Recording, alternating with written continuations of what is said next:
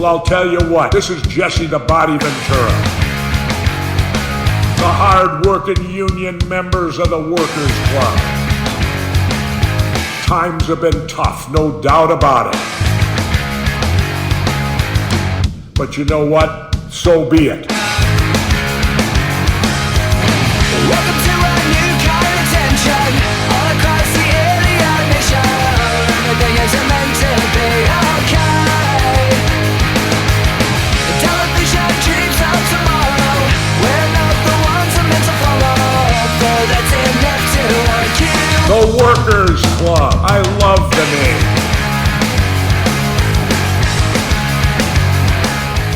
Well, maybe I'm the faggot America. I'm not a part It's the Workers' Club. It's Larry. It's Gus. It's me, Wilson. I don't know about 9/11 experts, but you guys would be a couple of 7/11 experts. Am I right? You're right. Fuck. Jesse has a thing with 9/11 Yeah, experts. I didn't know it's- that was a thing. Just got I'd swiped like the Pentagon. Or did it? That's when my eyes started going crossed on that chapter, the Pentagon talk. I read the whole dang book. I'm finished. Larry, have you finished it? No. But the last You two also don't have the. chapters- Yeah, you don't have the I two don't have- chapters, do you? Yeah. Gus, where are you at? Did you consume this thing? You've got it all filed away? Not quite. Okay, we'll see. I would be shocked. I would be impressed if we get through every goddamn thing. So, Larry, you guys are thinking about that book. I'll call it next in the book. air like NORAD did on 9/11. Do we have anything to address at all? I doubt it. There've been stock airs tonight. I did have something to say, and I don't remember now. Any beefs, any feuds, any support? Mm-hmm. No, not really. One of these days, Larry's gonna be like, "I think I'm in a relationship with the diva." she favorited my reply, and things just took a turn. But that guy went viral with the Liv thing. You think you're talking to Liv Morgan? Yeah. Which I saw. Then I saw another documentary about catfish or some kind of news piece about catfishing. There's another guy. Liv Morgan's a big one in that community of faking to be her, huh? Mm-hmm. Weird. Nobody's being Taya Valkyrie. That's just unbelievable. Liv Morgan somehow. The Why is she the Snuka woman. Yeah. Oh, be nice to Tamina. Come on. I mean, why Liv? Why is that the? Is it more pictures than anybody? Maybe or Maybe. I don't know. Hey, how's it going? Yeah. We were about to start. Where were you September 11th, 2001? Because that's what we're Who going are to you talking to? talking to Larry and Gus. Sorry, I didn't want to. They can't see you pointing at them. I'm pointing at God. You're pointing at Gus, yeah, pointing him out of the lineup.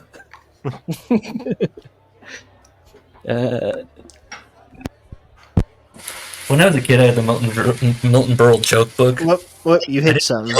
Oh shit! See, There you I'm go. back. Yeah. I'm back. Right? No, I'm not. No. Oh my god! Now I'm back. We good? Yeah. I hear you guys. That's gonna be great, right? It'll encapsulate the feeling of confusion that we felt as a nation on that fateful day. Yeah. So let's start that out. Where were you on 9/11, Larry? Where were you, Gus? Let's go. Let's see. I was a senior in high school. I was driving a 91 Saturn with a tape Ooh. deck. Nice. Had a sunroof, which was kind of cool, but it was still like a beat the shit. I was working at Target, and I was hosting an Austrian exchange student, Magda. Wow. Did you see the towers go down with Magda? No, we were in school. They did not show it on any of the televisions. That was like a directive from the district level. Because we had a very diverse student body. Interesting. Hmm. What was But they the let us vibe? go out early, probably Oh. like around noon There you go. Central Time. What if a plane hit the school? That's why they let us out. Yeah.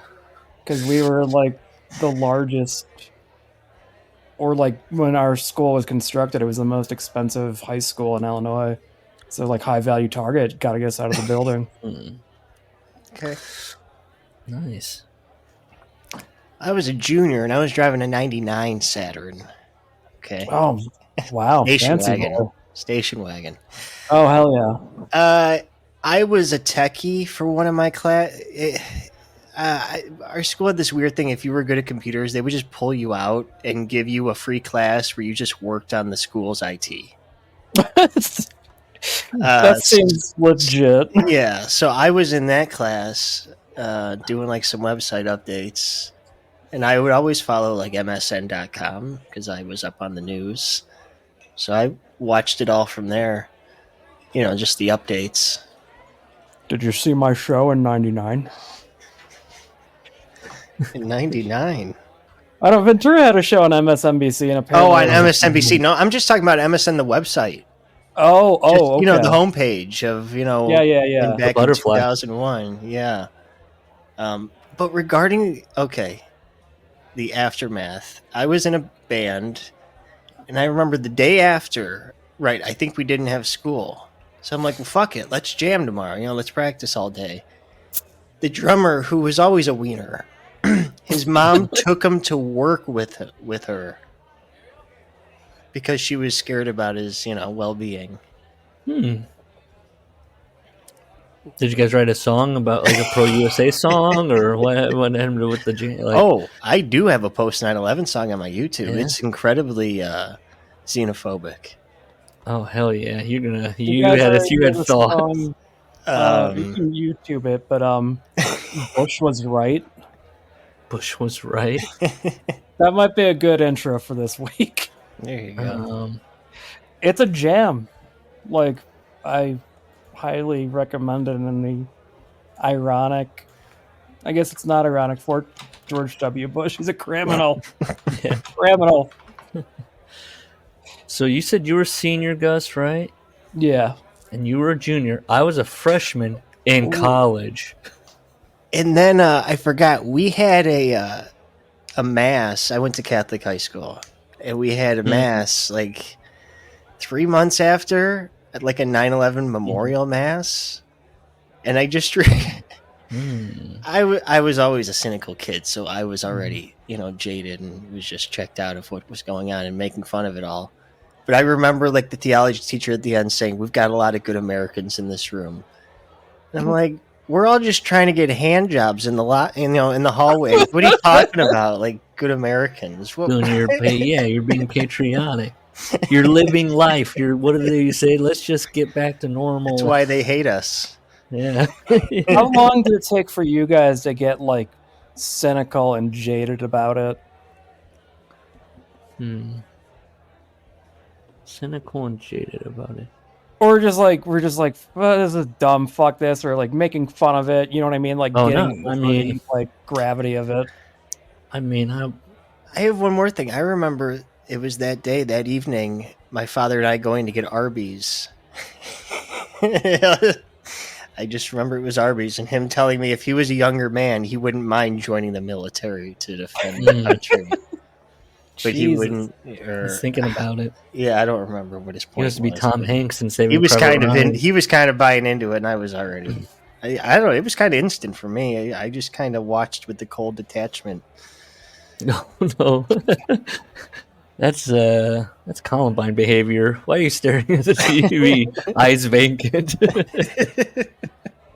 That's the kind of talk we Because you end know up on. that Bush stole the election, and Yeah. Well, I don't know. I think it may be. I think it was about 2 months for me.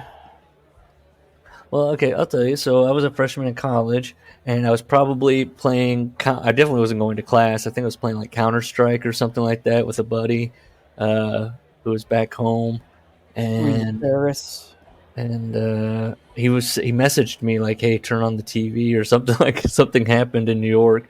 So I turned on the TV in my room, and then I thought to myself, "Oh man, they're gonna cancel classes that I have in the afternoon." All right. And that was my initial knee jerk, like, and then they didn't, and That's cold, man. end up going to class. And what they did was they brought a TV into the room, and we just watched the news. And I was thinking, I could be doing this in my room right now. I don't have to be here for this. And I think maybe not even the whole class happened, and the teacher was like, "All right, you guys can head back to your dorms if you want, like whatever. We're not really doing anything." That seems cruel to kind of like make people like watch that almost. Yeah, it was. I don't know. I was just like, God, I could be in my room playing Counter Strike right now. Counter terrorism. Front lines. And yeah, I don't know. I think it crossed my mind to maybe join the military because I was like 17, turned 18. I was 18. I was pretty, young in my education, but that was just mostly like I hadn't found what I was going to end up doing. I was just like, I don't know, maybe I should just do that. That seems to be the hot thing right now. Seems like to take anybody. It was more like a practical thought, not like, oh, I can't wait to defend this country. And at that point, yeah, when you're living in a basement apartment and you're 18 and you're like, you're going to school, but you're not really. You're like, I don't know. But Yeah, I feel it. Is that it? So the vibe was. Oh, I have a question for you guys before we. I didn't have a single fucking bone in my body to be valiant, and that I don't know. That's just not me. I mean, as it's happening, I'm not fucking going and fighting anywhere. Fuck you. I do. We'll get into other things I remember as we go through, but do we think? I had that question. Do we think this country has healed? Has this is, I would say, is this our JFK thing? You know how Jesse's brain, his generation. I think it's already forgotten. Nobody gives a shit. Is the country better than it was, or did No. the 9/11 really fuck it up for good? 9/11 fucked it up for good. It was the death of the 90s. Yeah. Yes. All right. So, what really happened on September 11th? To be before, Larry, are you a truther? A 9/11 truther? Gus? I'm glad you asked. I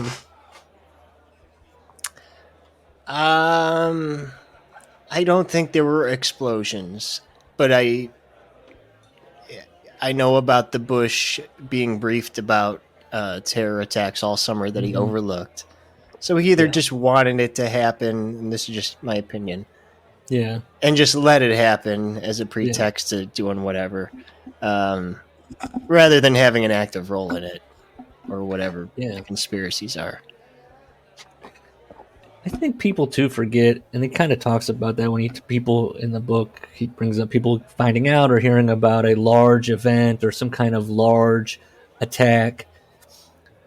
I mean, if you would have gone back then and been like, they're going to fly 757s into the building and they've hijacked them. Like, especially if I'm George W. Bush, I'd be like, Hey, you're thinking other terror attacks. You're thinking driving trucks into the building, or something, some kind of localized explosion. You're like, you think these, camel humpers are going to learn to fly planes? Yeah. But I got to work on my Bush. I did my so on September 11th, 4 airplanes were hijacked on American soil and crashed into the Twin Towers of the Pentagon and a field in Pennsylvania. The official word was that it was Osama bin Laden, 19 hijackers, fanatic Muslim terrorists. Jesse's take? Our government engaged in a massive cover-up of what really happened. Let's see. Unanswered questions remain about how the towers were brought down and whether a plane even really struck the Pentagon. Bush administration. I want to talk about the Pentagon audit. The Bush administration either knew about the plan and allowed it to proceed, or they had a hand in it themselves. I already did the Winston Churchill, so I'm not doing it again. Go back an episode at the end of that one. Okay. Jesse's in his third year as Minnesota's governor, September 11th, 2001. The following Sunday morning, we were the first state to hold a memorial for the nearly 3,000 victims. Fuck you, Jesse. I'll never forget Native American shamans beating drums alongside honor guards who represented the police and firefighters and military. It still chokes me up to think about it. Oh my god. That is a specific type of person that likes to see Native Americans with like modern, they like that juxtaposition. They think it's cool. Yeah. What's the like Native American equivalent of the Malcolm X hat? Ooh. Feather? You put a feather in your hair, or is that? Oh, he would do like the feather earring. That's right. That's kind of. I feel like he had some, It's not appropriation if I turquoise hang it upside down on my ear. bling. Yeah. A full headdress. Ventura's walking around the subway. John Farmer, a senior counsel for the 9/11 Commission, drafted the original report, has to say this in a new book. At some level of government, at some point in time, there was an agreement not to tell the truth about what happened. What more do we need? There you go, folks. As a patriotic American, I say this with a heavy heart and with an outrage that really knows no words. And that is basically, he's saying that he's about to say the 9/11 was perpetrated by the government. Possibly. Is that because there's real people involved in the real victims, and Jesse's about to like go ham on speculation? But Maybe he's sad about it. It's something we as a nation must come to terms with. Otherwise, it could happen again. From day one, there was something that puzzled me. He basically like, one of his first hang-ups is the jets disappearing from the radar. Maybe the first one snuck by the radar, but the next three? And he's questioning the air traffic controllers. Was everybody asleep at the switch? How could the FAA and our air defenses experience such a miserable failure? Larry, against Americans. You're familiar with air traffic control? Yeah, I was going to say, so where he says a dozen people watching a single plane? Yeah. Or a dozen people watching every plane? Every plane, yeah. I don't know. Shit still gets through. I don't know what he's talking about. And also, you can look up the people going back and forth. Mm-hmm. This kind of maybe we'll get into a little bit more, but what does Jesse want? That's what I kept asking myself.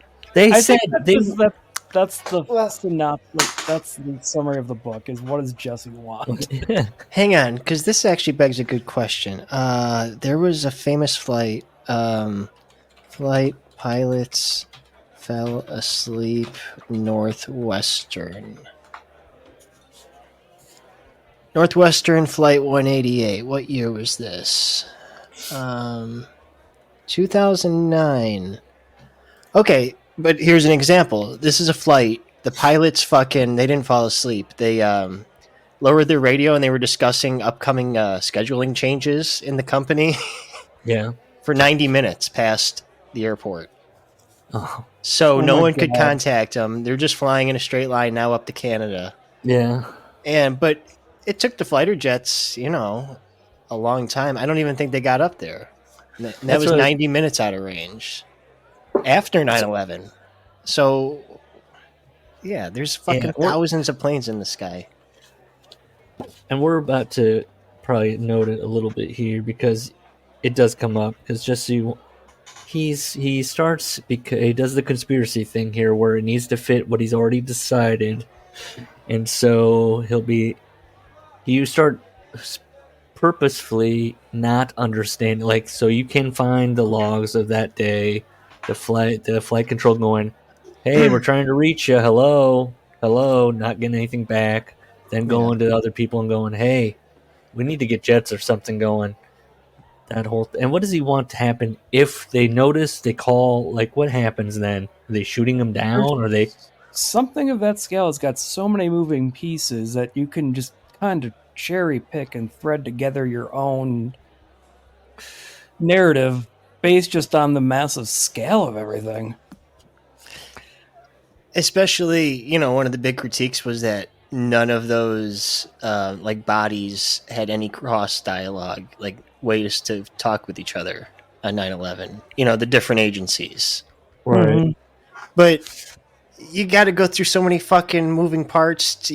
From it's going to take the air traffic control maybe 15 minutes to realize this plane's off course.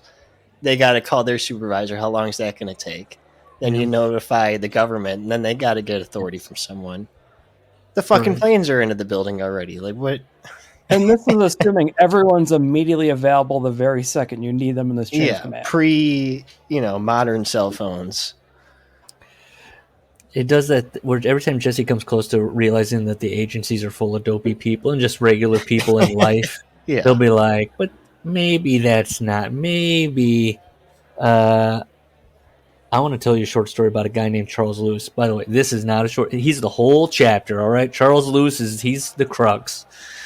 And again, he's one of these weirdos who was interviewed by Dick Russell, and that's our whole thing to go on is this covert interview at an airport. He was the quality control manager for Kiewit Pacific Construction for their Taxiway C project. He was involved with security in the Airport Operations Area, or AOA. Then there he got to know employees. So he's talking to people. He's working there. He's down there. He's talking to the LA World Airport Police, the LAPD, the California Highway Patrol, the FBI, U.S. Customs, and others. Get my friend Carl Weathers on the phone. So he wants to know, why didn't Charles Lewis informs him that basically he shows up and what did he say?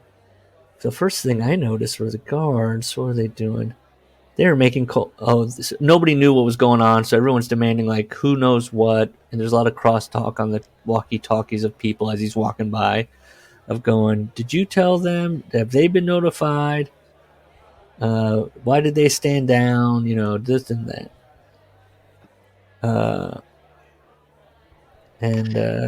Right, that Dick Cheney gave him a stand down order. Yes, because down. Jesse goes, "I knew the order didn't come from Bush because he was reading My Pet Goat to the school kids in Florida," and that's just like that's a Jesse thing. And he wasn't standing watch like he should have been. He should have been on the front lawn of the White House at all What times. were you doing, Jesse? Like, seriously, at that given moment, what were you doing? So the only other person he was probably doing like a meet and greet at a at a school or something. What does a fucking governor do at the steel plant? Doing a photo op with a hard hat for your next campaign.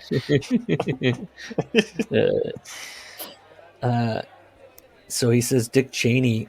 It could only been Dick Cheney that ordered the jets down, or what didn't engage with the planes. And now I will allow wiggle room on the Pennsylvania plane being shot down. Yeah. And I'm not invested into any of my September 11th theories, so I don't even care if they're wrong. Don't come at me, Colin or Larry. I would just be pleasantly surprised to learn the truth. I wouldn't really care.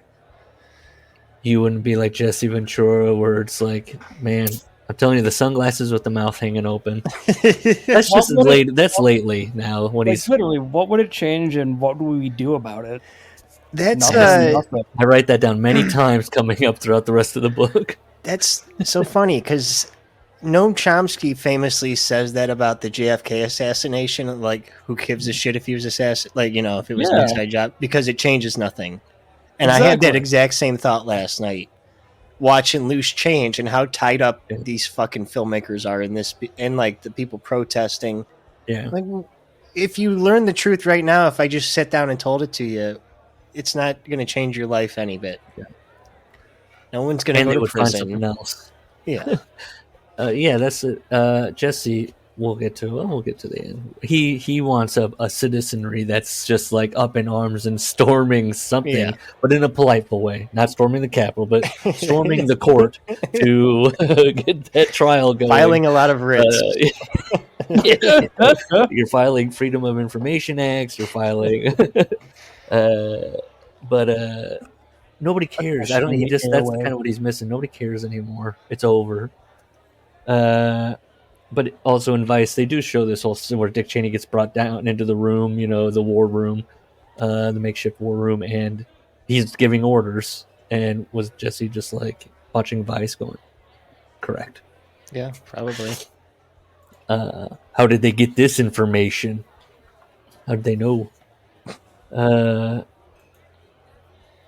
But could the attack have been scheduled intentionally to coincide with those war games? Ah, yes, because he's talking about that they were doing war games prior to September 11th. They were doing tests, I need what was like a war games Jesse called? To be fair, credit him for being a pro wrestler and being like, I'm not talking about the one that took place in Atlanta, Georgia. Yeah. Let's see. So either there was a major intelligence leak whereby the terrorists realized the war games would be a good cover for their operation, or some people in the administration knew the attack ahead of time and let it proceed simultaneously, knowing the confusion this would cause.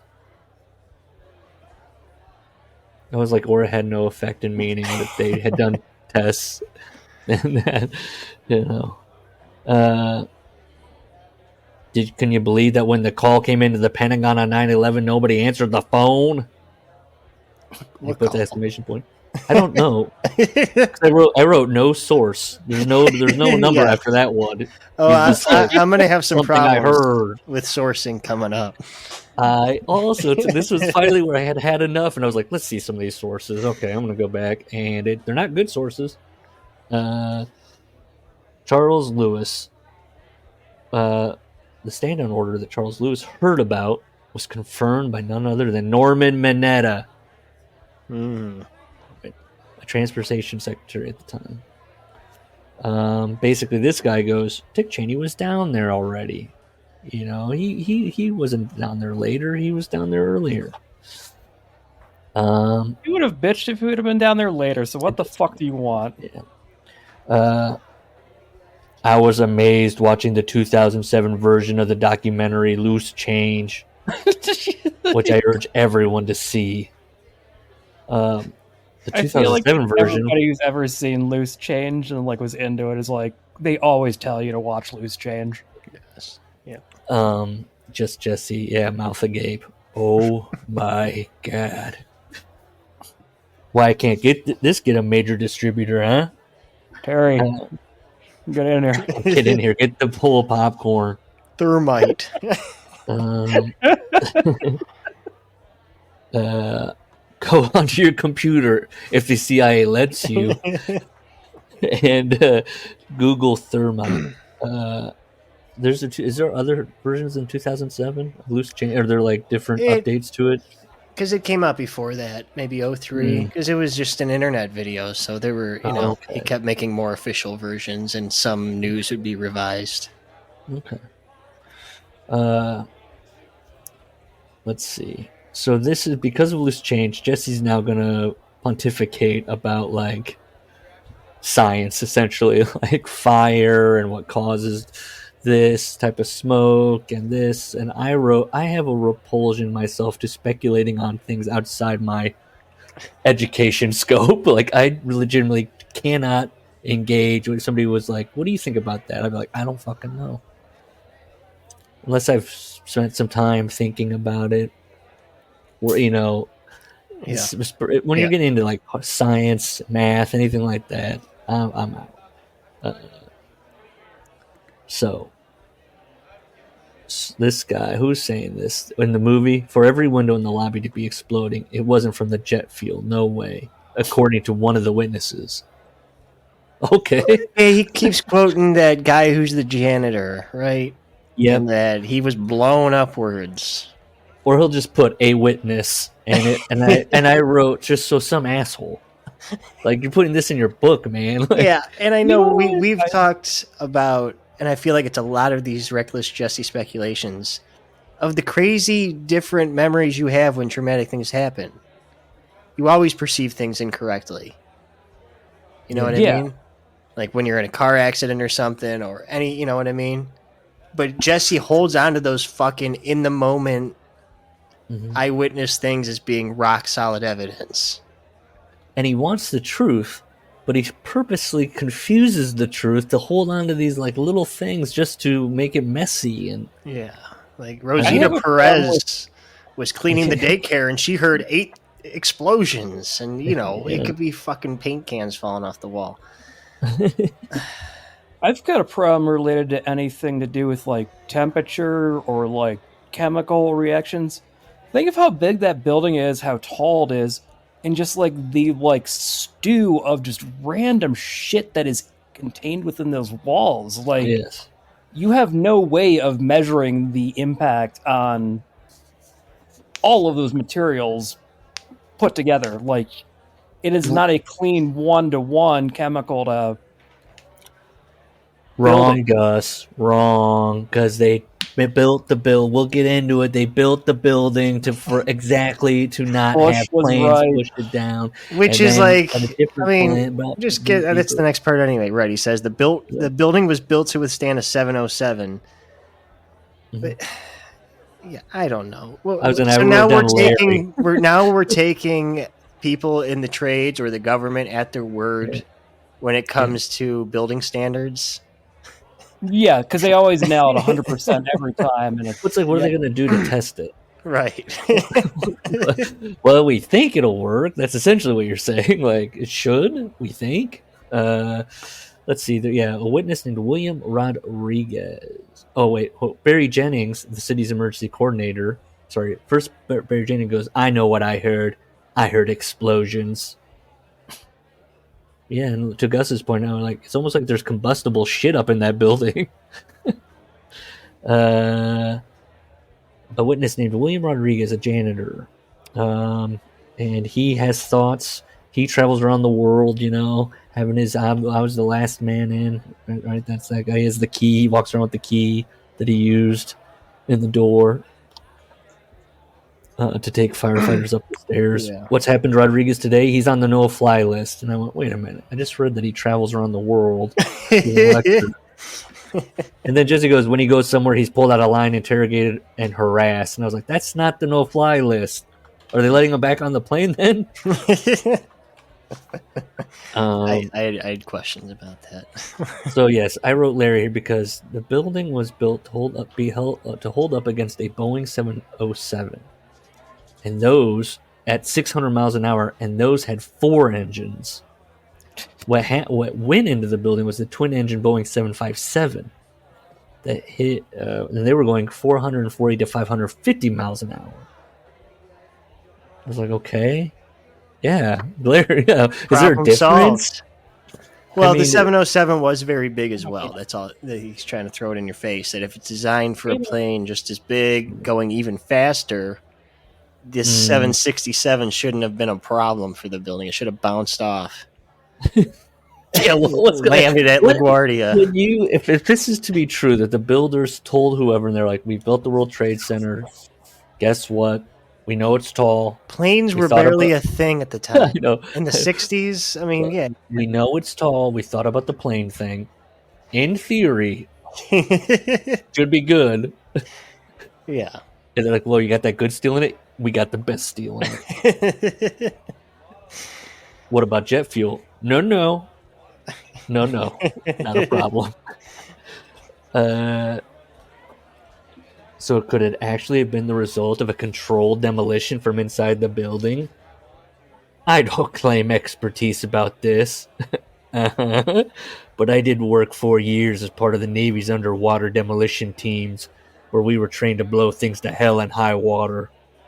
And my staff talked at some length with a prominent physicist, Stephen F. Jones, who says that a gravity-driven collapse without demolition charges defies the laws of physics. Okay, so basically he's really hung up that the building collapsed on itself and didn't like fall over to one side. And he is misrepresenting. See, he used to say unequivocally that the buildings fell at a free fall speed. Now he's saying nearly to hedge his bets. Because they don't. Yeah. They are slowed as you get lower, Yeah. and by then it's in the smoke anyway, and you can't see it. Being a normal person, seeing the towers fall, I just was like, that must be how buildings fall down. I didn't think I didn't think like, wait a minute. Well, you know what we had a picture of up in our high school afterwards was the Satan face in the smoke. Oh, It was like in the newspaper, and our theology teacher cut it out and put it on the wall. it's concerning how much Gus's bedroom looks like our bedroom from the previous house. You know, It's wonderfully adorned. Yeah, pretty the colors, I'm assuming My bed's r/male bedroom would not look that nice right now if it was up to me. Look, Gus has got he's got to be presentable. He can't be having no mattress on the floor, crusty Oh socks no, this nearby. is horrid right now. Like nothing is presentable, but I don't know. Well, I'm just concerned I It'll be much can't better. see Gus, but we're in his bedroom now. What the? Yes. Getting nervous. So, the National Institute of Standards and Technology did an investigation about all this, starting on August 21st, 2002, when their 10,000-page long report came out 3 years later. And I was like, ooh, Jesse's going to like this. He did the length. They took some time. The spokesman said there was no evidence to suggest a controlled demolition, but Stephen E. Jones, remember that guy from earlier, also says that molten metal found underground weeks later is proof that jet fuel couldn't have been all that was responsible. I visited the site about 3 weeks after the 9/11 with Governor Pataki and my wife Terry. When I first read this, I thought it said his wife Terry. And I went, oh, I bet they talked about their wives being sick. No, it was just Jesse took his wife. Okay, I just want to make sure the hang up on the jet fuel. Okay, maybe they'll clip why I wrote that. The hang up on the jet. That is a big thing of the truth mode is the jet fuel. The jet fuel. What about not just jet fuel. the other report? Oh yeah, I did right. Wait, what about the other report? Yeah, he kind of just moves on. He's like, anyways, that one place said there was no, it was normal. Anyways, let's keep diving in. This was all due to jet fuel. I said, I don't know. He's going, we're talking molten metal more than 2,000 degrees Fahrenheit. Jesse loves talking about the propane gas grill thing. That if you leave it on, then it melts through, as being some sort of scientific proof that the jet fuel couldn't have done this. Have some of these nutty, goofy guys, have they done like a thing where they somehow obtained a gallon of jet fuel and was like, watch, they've lit it on fire, or measured it? What have they? I'm sure someone Scientifically community producing the exact conditions that been like, I gotta get me some jet fuel. I gotta prove it. I just did some Googling and tried to find unbiased, which I know is hard because even I couldn't find it. But they were saying the jet fuel thing is mostly misunderstood, that the beams didn't have to be melted. They just needed to be weakened. right, exactly. Yeah, they don't need to be molten steel to collapse. So Correct. literally, they're picturing the molten drips, and the bars are going. They don't have to be in a 100% liquefied state. And then they're like, "Oh man, one bar snapping. It would be something of moving the goalpost. That wouldn't do it." It's like, guys, it's a structure. Has everybody here played Jenga? Like, what the fuck? Probably the most. The mob built this building in the 60s, folks. He does. There's a few other chapters where he talks about like people being contracted to do work, and he's just like, well, why would they choose the cheapest route? That doesn't make sense to me. Jesse, what the fuck? He actually doesn't live in this country sometimes, where he's like thinking about the founding fathers the entire time. He's like, they would have built it with a good wood. And let's see. Probably the most conclusive evidence about the controlled demolition is a research paper. 2 years, 9 authors. Peer review, published in the peer reviewed. And I went, okay, if he put that there, and that's why I Googled this place, because I was Open Chemical Physics Journal in April 2009. So I looked up this thing, and the editor quit over this paper being published, because it's like open source. You can, and people can peer review it. But apparently that one just slipped on by, and the editor quit because they're like, nobody looked at this thing. Mm-hmm. Dr. Niels Herod of the University of Copenhagen's chemistry department. Jesse's finding his evidence, and he wants to talk about in this paper thermite, and that nanothermite can be mixed with additives to give up intense heat. It contains more energy than dynamite. It can be used as rocket fuel. Not jet fuel, rocket fuel. Well, there's a difference. I'm saying. So rocket fuel, yes. Could you melt steel beams with rocket fuel? Sure. Clearly. If you're to believe Dr. Niels. Richard Gage is one of hundreds of credentialed architects and structural engineers who put their careers on the line to point out anomalies. As he puts it bluntly, Richard says, once you get to the science, it's indisputable. Close the book. Yeah, it's like no context. What is he talking about? The science of what? The science of architecture? One firefighter I spoke with who got dug out of the rubble, and this guy says, the one thing that always troubled me is, why were they in such a hurry to remove all the evidence? This guy's in rubble being like, what's going on? They're already scooping out parts. Yeah. That's why he got out of the rubble, because the FBI was carrying away a pile of cancer sitting in like the largest, densest population center, the center of the goddamn global economy before like internet was hooked up to everything. Oh, why did they get rid of the evidence so quickly? This guy can't breathe anymore, but he's like, you know what I'm still thinking about? Not my serious health issues, but why were the feds there? That's who Jesse's going like, why was the U.S. government a lot of these things? Why were they involved? I don't know. It's a major happening, Jesse. He does on 9/11 of all things. He's like, they should have let the local law enforcement. He does say do a clean sweep of the crime scene. There should have been police tape all around the block. Sorry. Federal Bureau. Why was it taped off? We'll let you in once we get a good look here. Hold on. Yeah, we're dusted for Muhammad's prince. I tried to talk to someone from the 9/11 Commission, but got turned down multiple times. Yeah, they got better shit to do. They simply said, we stand by our report. This is what I knew. Jesse was out to lunch. I also tried to speak with Mayor Giuliani, but he refused also. You couldn't get Rudy? Come on, he's talking to you. And why also would Rudy, in Jesse's mind, why? I guess I'm engaging it as I know Rudy Giuliani is a clown. So I'm like, what would Rudy know? And why would you, as Jesse, think that the government would be like, you know who we need to bring on this plot? Rudy Giuliani. He'll definitely keep it battened down. Where are we at here? Giuliani. Oh, yeah. He goes, he wants to ask why New York did nothing to investigate 9/11. That tells me Giuliani was nothing but a straw man, paraded around as this big hero when he really had nothing to do with it, other than a figurehead. And I was like, correct? Yes, Jesse.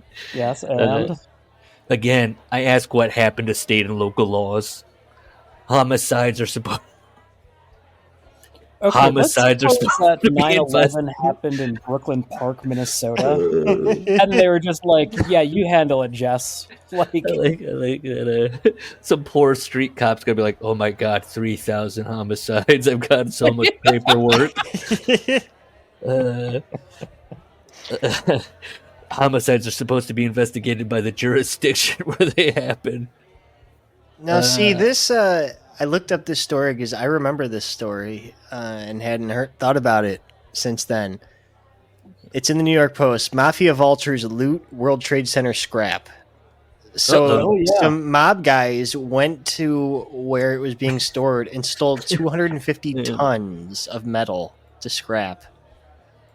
But it says it was in a crime scene somewhere. So Jesse's mischaracterizing again, I think. Yeah. Some mob guy watching the towers fall and like looking back at some scrap metal, like, "Oh shit! Hope they didn't need that." Aluminum's 47 cents a pound this week. get it on the fucking barge. So Jesse, when does Jesse want a major department to come in? At what point? I know he says that when the due diligence has been done, but when? what event would warrant the FBI taking over to Jesse? Never. In the Constitution. Why do we have these departments if they can't come in and do their job, Jesse? Are they're there for checks and balances? The FBI is going to, but the cops work with the FBI. You've already established that. So what does it matter? I don't know. Jesse's in circles sometimes. Seems like they feel they're above us. That's what he thinks. The government thinks they're above us. Correct. Well, okay, and before this was okay when he was talking about taking samples of the whatever, and he is a quotation, and it's just the movie Loose Change. Yeah, That, and he does that a few times. That's really bad. Yeah. That's not a source. Yeah, I looked into the source, and they start getting a little, and it's also just books he's read, and it's just like he's putting paragraphs. It'll just be a quote from the book, and it'll be like, "All right, man, Jesse." I wanted to ask Mayor Giuliani specifically about the collapse of Building 7. What was Rudy going to say about it? If all these buildings are falling as a result of fires, I was like, fires? What? A Well, because of a blade. plane. A plane. Shouldn't we be? He's quoted Rudy going, "Okay, so fires took down the buildings. Then shouldn't we be building these buildings differently?" To Rudy Giuliani. I went to the BBC and got the footage where a reporter is standing in front of publicly available footage, just like he went to the BBC. Can I get that clip? Has Jesse ever been to New York City? Like the state of some of the buildings that people live in there that are still have super high. He used to go to, what was the name of that swingers club? Those things are Forest barely Retreat. standing. Like any That's a hipster. fire code violation right there. Yeah, I mean, you got. I always marvel at how shady those buildings are. So there was a reporter on the BBC, and I looked this up too, where the BBC almost came out or whatever. This and is they were like, an "Yeah, the guy oft- misspoke." Is that what it was? Okay, because this Yeah, was they're like, a "Sorry about huge it." one in the truther movement. And I think the reporter said he's bothered himself. He's like, "I'm bothered now. Every anniversary, the clip pings and pings and pings," and he's like, because now you're tied to people going, "They knew." Yeah. He's like, "I just was." You have rooters in your ear. You're being fed stuff. It's 90 the day of, and I'm just like, "Yeah, the building fell." Okay. So Jesse got the footage. They said it had already come down almost a half hour before it did. I tried to talk to the reporter, but the BBC turned me down, explaining that the day was extremely hectic and they're not part of any conspiracy. I was like, okay, so you talk to normal people. Please, sir, we're not part of a conspiracy. Please stop calling us. One witness, Michael Hess, reported a major explosion on the 6th floor and being trapped for 90 minutes 2 floors above that until he was rescued by the fire department. Okay. That doesn't, I don't know. He just was, I guess if you're hearing explosions, it can't possibly be things exploding. It's They're tactical. They're happening on somebody's with the button going, and this one, and the next, or a switch. It'd be the pyro switches, you know. Do it like it's real. The guy's over his shoulder. Don't do that, floor. That makes no sense. So he puts in 6.5 seconds. Start Building pouring the 7. molten metal out of the windows. Yeah. Fire that gimmick. Or weeks earlier, they're like, "What's that guy putting over there? Some kind of tube."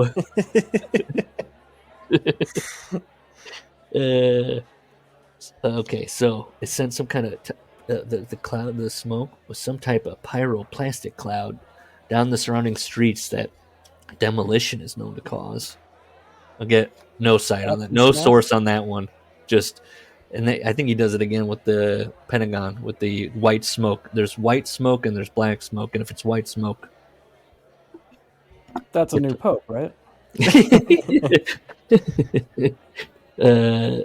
So he talks about, he does this where he goes, so building 7 collapsed, not building 3, not building 4, not buildings 5 or 6, building 7. So why did building 7 come down as it did? What's being covered up? I've got questions about the tech on the Pentagon also. Getting back to Charles Lewis.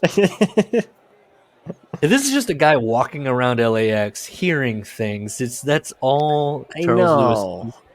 I know. He heard the security guards referred to a missile having hit the Pentagon. I was kind of puzzled, Lewis says, because by the time the airport had been evacuated and I got home, the missile that hit the Pentagon had mysteriously changed to being another plane. Why does he sound like Curly from the Three Stooges? I don't. I could change it. It'd be like Taz. It could be like Taz. I couldn't figure that out because I didn't take the FBI or the LA World Airport Police to be putting on a pageant for me. They're not putting on a pageant. They're just trying to do their job. They're getting misinformation. Somebody hears it's a missile, then somebody's like, "No, we think it's a plane." Yeah. Nobody knows what's going on. That actually, that's funny you say that because I follow a Twitter account. It's like someone listens to all the local police and they'll run interesting stories.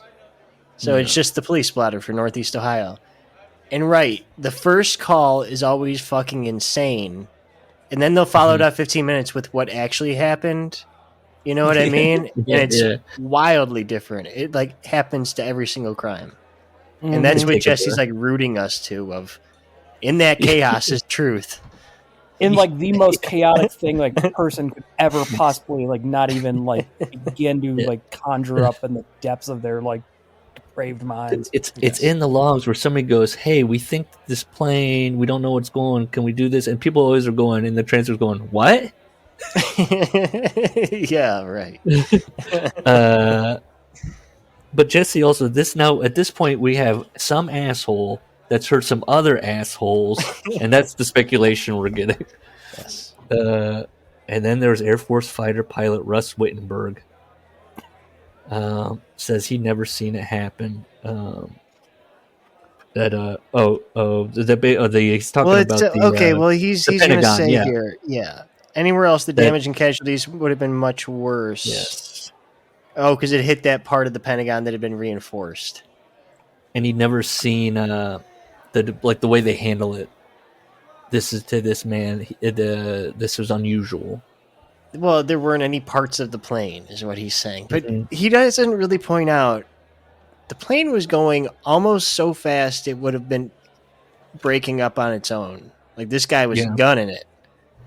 Faster than any other plane crash, which is usually at landing speed, which is a third of what this guy was doing. When a plane hits something dead on, it usually makes a tiny hole because everything just evaporates and fucking... Jesse wants limbs. Somebody's like, "We got an arm here." He doesn't like that the passport fell out of the World Trade Center, but he would accept it at this plane crash. Yes. Well, Captain Wittenberg also says jet engines do not leave a trail of white smoke, as was seen at the Pentagon. And I sent you guys that picture of just a video of it. And I was like, it's black. Am I crazy? It's just smoke. We don't know what it was. This is such a fucking. This is like a conspiracy, dumb. We don't know what it was, but you can tell what it wasn't. And then again, there are people who he doesn't cite, eyewitnesses who said we saw a plane fly into it. Yes. Well, they were Which probably again, they assets. could be wrong too, because I'll be honest and not a hypocrite, but at least say that there were people who saw fucking. It wasn't. Have you heard that one of the planes was CGI? Oh yeah. Oh man. Yeah. Can you imagine the level of that would take to project that out on the broadcast? In 2001. Yes. Let's see. They can't say what they think. Oh yeah, I wrote. They can't say what they think because that makes less sense. So that goes in with when people are like, we don't know what it. We do know that it wasn't that. They never go any further and really nail down what they think because then it starts cracking. Yeah. And there's no scrutiny for all these assholes. Jesse, but then like he'll find somebody who'll give him like hard evidence and he'll be like, what the fuck here? Get out the magnifying glass. Hold on a minute. You once cashed a check from one of the Rothschilds. Yes. Who did you vote for in 2008? So he believes it wasn't a 757 aircraft. Another doubter is Major General Albert Stubblebean. Some of these fucking. I'm mad my AI subscription ran out because I wanted to do it. That's what the message and be like, if you need a list, I'll go through. I have had a lot of experience looking at photographs. That's what Stubblebean says. I've had a lot of experience looking at photographs. That's a career military man. Yeah. Looking at those the black and white, 8x9. Interesting. I don't know exactly what hit it, but I do know from the photographs I've analyzed, it was not an airplane. So then he goes on. He goes, one person counteracted my theory and said, "Oh, you've got it all wrong. The airplane came across. One wing hit the ground and broke off," which is possible. If I understand airplanes correctly, most of them have two wings. So the Stubblebean's like, hey, where's the second one? Stubblebean also believes the Twin Towers were brought down by a controlled demolition. He puts that at the end like, yes, he's full on this. He's on Team Demolition. Action smash. Now, I did not know that. Darso, good friend of mine. I will ask, is Barry Darso a 9/11 expert? I didn't know there was such a thing as being an expert on terror attack, but 9/11 expert David Ray Griffin, California professor and the author of 8 books exploring the contradictions of the official 9/11 story. You know what? Something I'm starting to learn is being an author of books doesn't mean dick. Yeah. I think it's like who you know. Like if you can get your manuscript in the hands of somebody that's like, okay, you can even self-publish now. Yeah, now you can self-publish. That's true. And Jesse, I think, would be if he would he would be putting this out on his own. Well, Griffin cites another person, the observation of Karen Kiewitkowski, an Air Force lieutenant colonel put at the Pentagon, who saw no airplane metal or cargo debris. No context of like where was she? Is she talking about after the fact? Was she like she was asked that morning? Yeah, she came out. Have you seen any airplane debris this morning? We steal the quote. So Jesse's shot. They clean up the mess. They get in there. They clean it all up. Those hasty cleanups seem to be standard operating procedure. Assassinations, 9/11. So he's in a movie now. He's like, when there's a plane crash, he's thinking of Alive. There's stuff strewn about. He makes a gaffe here because he says the wings, vertical stabilizers. There's only one of those on a plane. Yeah. Well, he's not. Yeah, he'll tell you he's not an expert. He's just the engines. He goes, the seats, the luggage. Where is it? None of it's been recovered. Let's see. So the Department of Justice has admitted to having 85 videos, but they've refused a Freedom of Information Act request to release them. Another expert we communicated with is Colonel George Nelson. he kind of concludes. Which, hang on, and I hate to denigrate anyone who's served or whatever you're supposed to say. Yeah. You've known some drunks who were former veterans, right? Yeah, sure, yeah. They've got a lot of opinions on things, don't they? Yeah. Jesse typical. just takes all these guys. If you got a fucking abbreviation before your name, he's quoting you. He's the same guy where he's like, I've got some story At the VFW hall, regaling guys with stories. What do you think? What do you like? That is a military type of guy that's like, we did that mission. Who knows what the result of that? Why we did that? Just doing our job. And they're like, it sounds like you did something bad. Don't know. Don't ask. Don't tell. Right? Is that what it's for? Then there's the pilot. Right? This is Jesse. I don't know. Jesse gets this for me. I was like, Jesse, what are we doing? This is like all of a sudden. The pilot was Charles Chick Burlingame, and he was not only well schooled in martial arts, but a retired Top Gun pilot, the best of the best. All his friends said there's no way he'd give up his plane. It wasn't in the man's makeup, unless the hijackers got to him and killed him. But with box cutters. He's spiraling out, trying to figure out. And I was also like, he's discounting the fear. This total aspect. Situation that they're in the air because they also told that there were bombs on board. Yeah, so you probably would cede your fucking. You know what I mean? And do we have any confirmation that they didn't have more than box cutters? I mean, everything kind of disintegrated on impact, right? That's true. Maybe they had the shoes with the knife in them, or what was the shoe bomb guy, or what? Yeah. Supposedly a hijacker named Hanjour got control of the plane. Except later, his flight instructor described Hanjour as barely being able to handle a single-engine Cessna a month earlier. So now he's so Hanjour. I looked into that too, and that didn't really hold up. He had a lot of flight training. He couldn't have done a complicated 330-degree turn, dropping 7,000 feet, executing a maneuver that experienced pilots say is nearly impossible. That's bogus too. I looked that up. He made a turn. He made a turn and then drove it into the ground. Just that, like, I feel like I could have done this. Oh, and then, anyone who knows how to play video games and has hand-eye coordination can fucking glide a plane. I was terrible. You guys remember Top Gun for Nintendo? I don't think I played Top Gun. No, I don't think so. I was more into the Star Wars PC flying games. Oh, like X-Wing and TIE Fighter. I don't take it back. I don't think I could crash a plane because, I always confuse the invert. Like on the controller, I'm always like down. I mean up. That's what I mean. So I don't. I wouldn't even make it off the land, the runway there. Defense Secretary Rumsfeld announced publicly, according to some estimates, we cannot track 2.3 trillion in transactions. And then, the plane hit the Pentagon. That's right. So the theory is, I can't tell if Jesse's doing the theory that exists that they had these things and they need to do the war now. They need to make a war happen. He's not tying together his argument. Or is he saying that the plane crashed and all the evidence, they blew up the evidence there?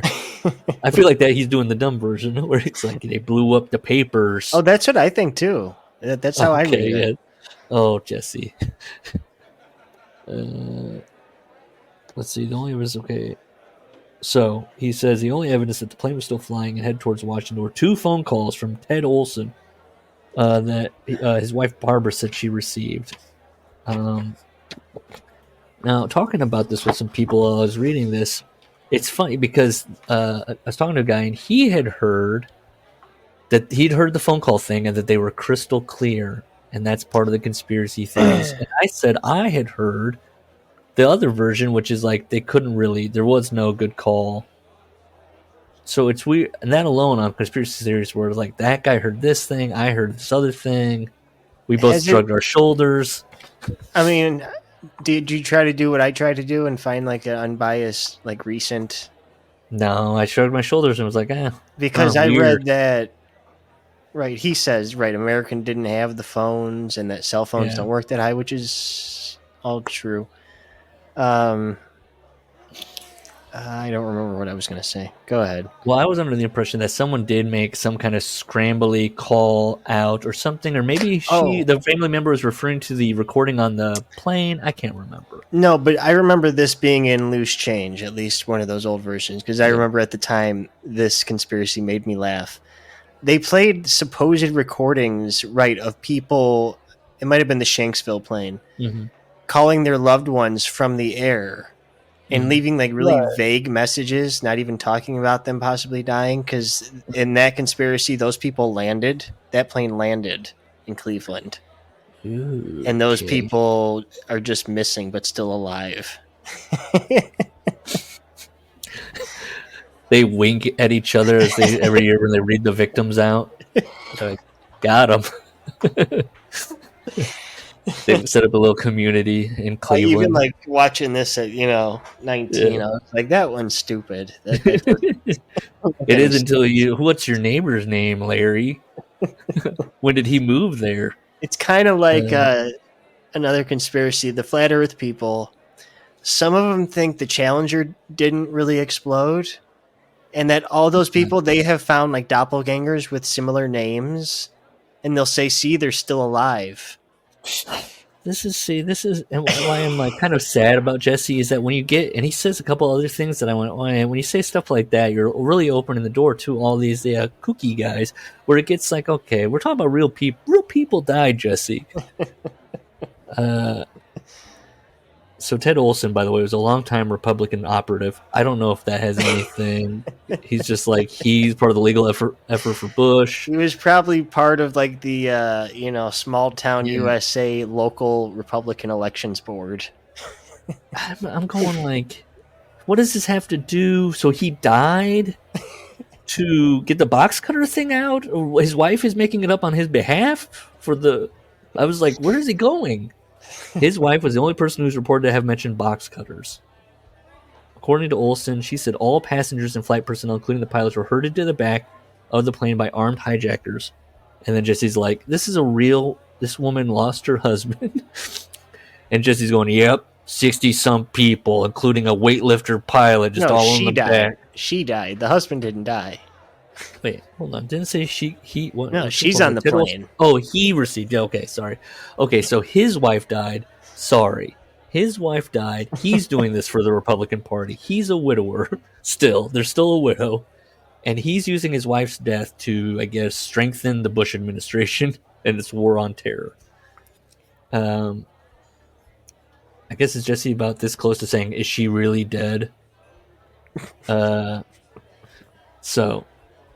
But Jesse he's rolling his eyes going, yep, 60-some people, including a weightlifter pilot, being held off by a few short, slender guys holding knives and box cutters.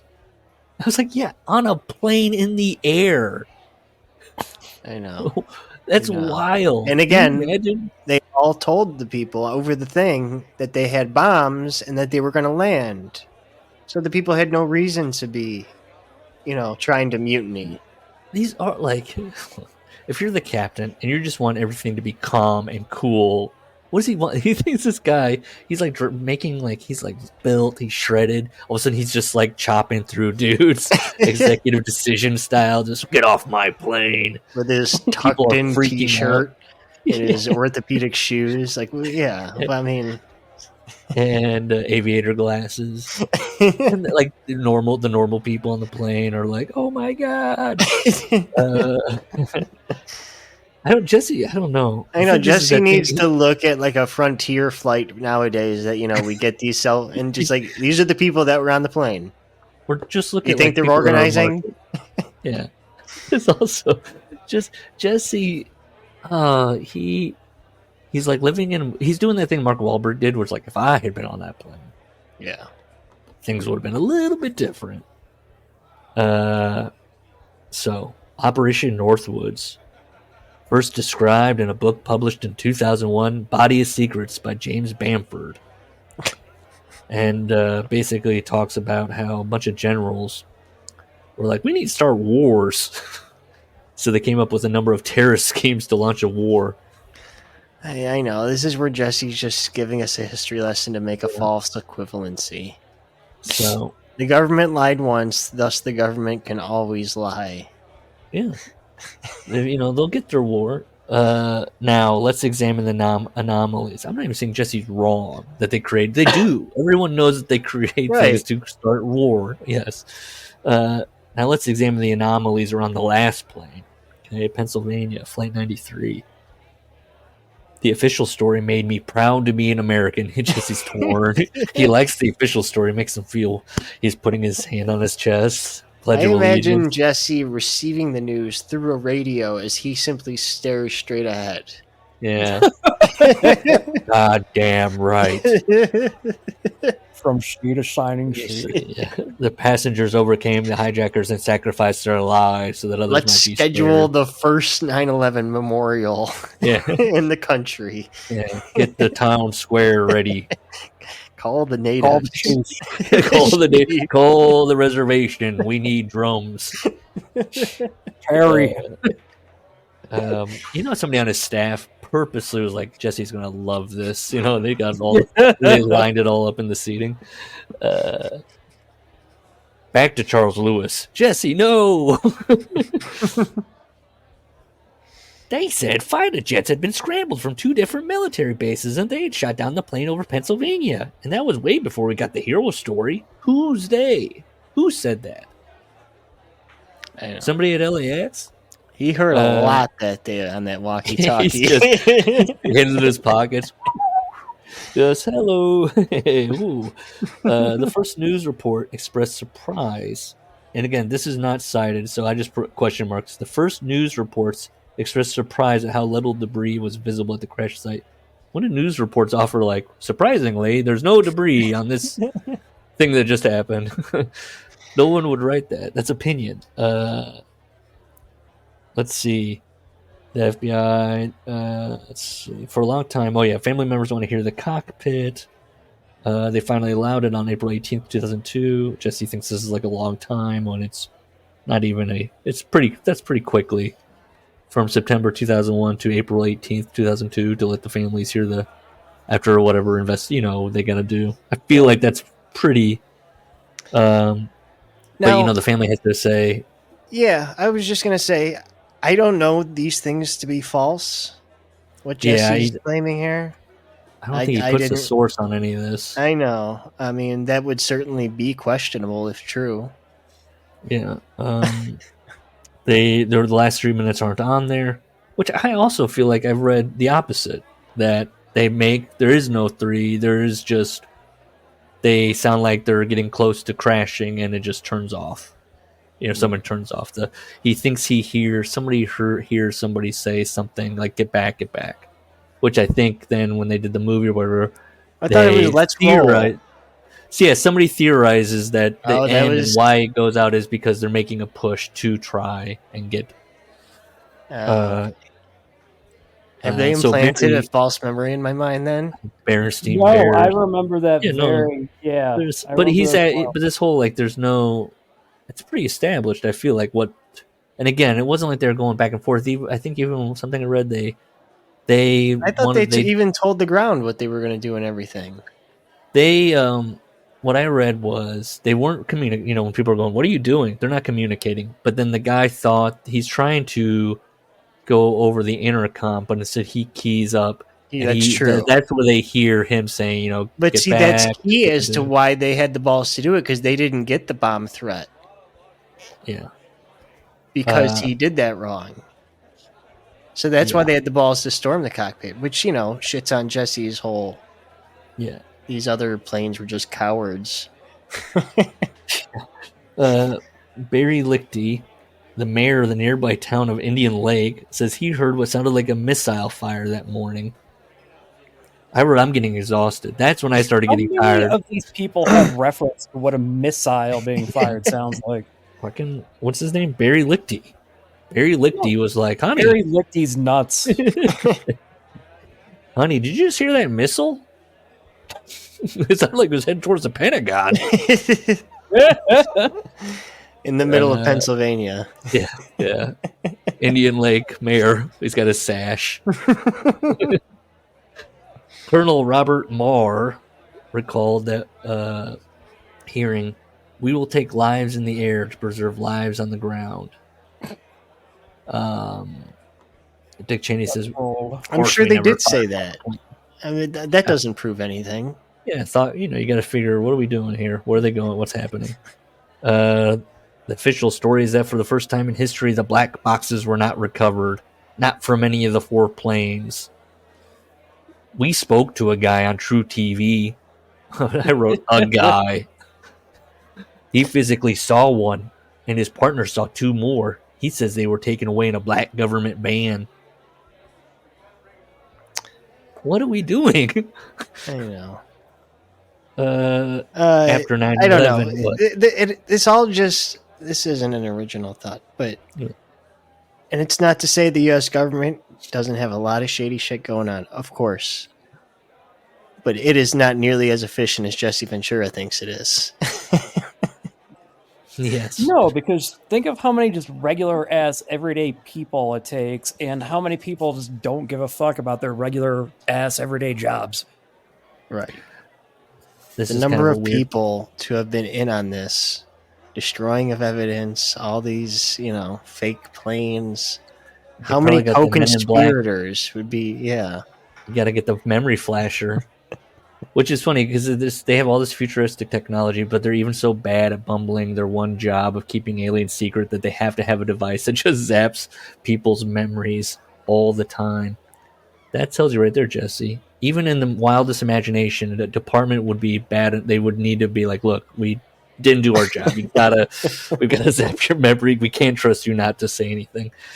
By the way, after 9/11, not a single employee at the FAA or NORAD got punished. Jesse wants repercussions. The air traffic good poor guy. You know what would happen if you fired all of those experts? You're losing like centuries of like some poor experience. asshole watching a blip disappear, and because he wasn't like, holy shit, fired, get out of here. General Richard Myers was named chairman of the Joint Chiefs on October 1st. So Bush in 2004. Had I had any inkling whatsoever that people were going to fly airplanes in the buildings, we would have moved heaven and earth to save the country.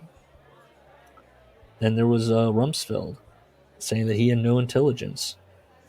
Condoleezza Rice says this. I'm not going to do Condoleezza Rice. This kind of analysis about the use of airplanes as weapons actually was never briefed to us. Oh, really?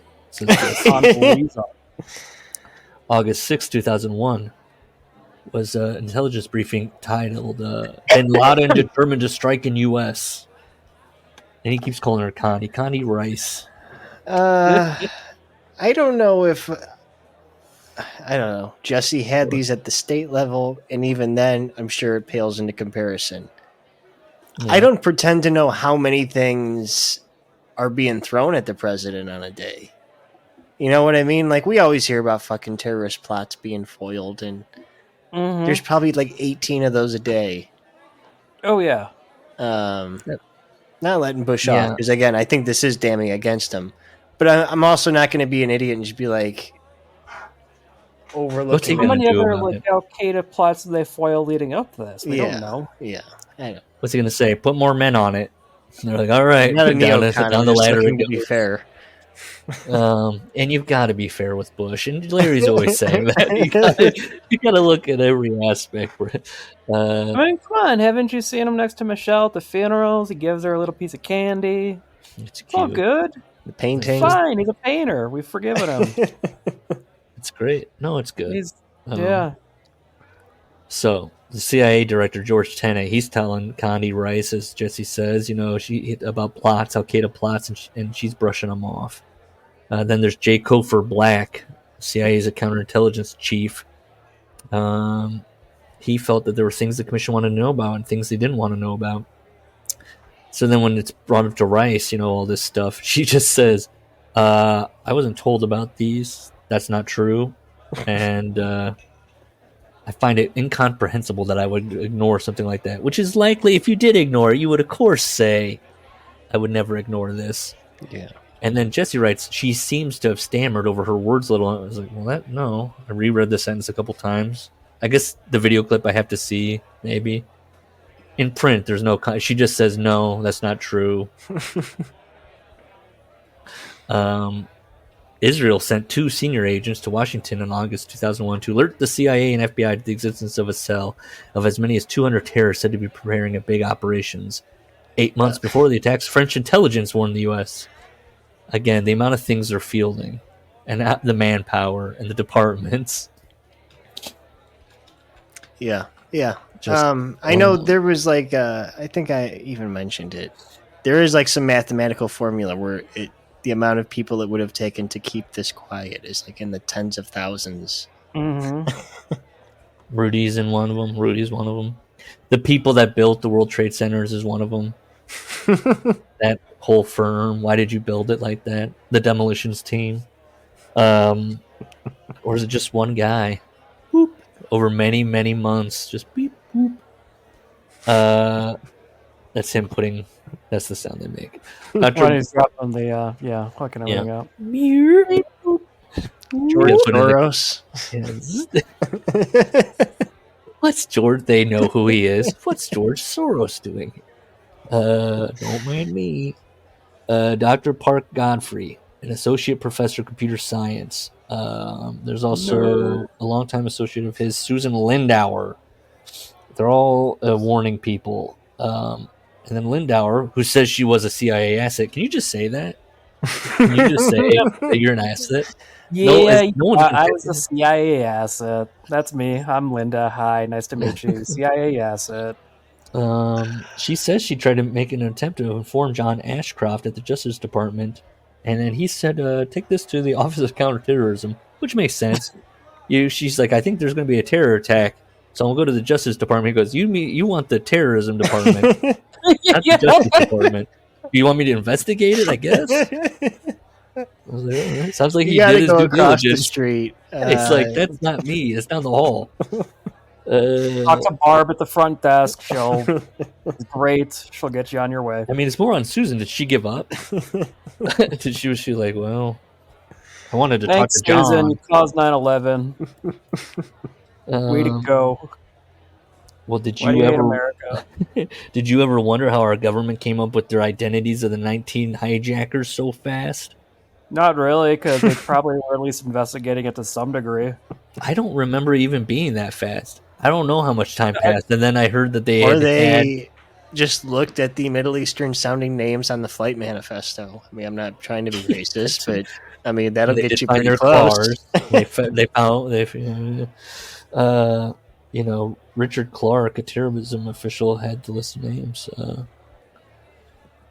It said even before the last plane crash, the FBI was telling counterterrorism official Richard Clark they had a list of names. So there you go. And then he starts talking about accomplices, it seems like. Because then he's talking about no matter, all these guys are still on the list, in the no-fly list today as being among the perpetrators. Or just being on the... Yeah. And he's like, those guys weren't even around. So I was like, oh, is he talking about alleged conspirators? Is that... I got lost a little bit on what he was trying to... I don't know. It's Osama bin Laden. That's it. Can we take a little break? Yeah, sure. Okay, this is a long chapter, so... All right. Play this bit. This is what always... And I've been on this earth for 40 years, and I never met a bitch named Conalisa. Oh. I don't know where he found this little ass black woman. This bitch went to Congress with a bad perm and lied and told everybody. I'm like, shit. Black man know it's hard to get your woman to go anywhere with a bad hairdo. I can't even get my bitch to lie to my supervisor. He ain't sick. He drunk. Give me that phone, bitch. You ain't no Conalisa. And fuck Puffy. Hey, the guy was ahead of the curve. He knew. It's an open secret.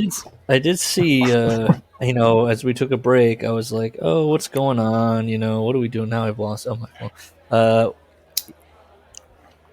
Now with this Vince McMahon doc coming out, you know, we got people starting to slowly react. Mercedes Moné on the McMahon doc. All I do know is I'm going to grab a blunt, I'm going to get some wine, and I'm going to be watching some Netflix. I can't wait. She seems insufferable. Mercedes. This is about horrible crimes throughout his career. I don't know why.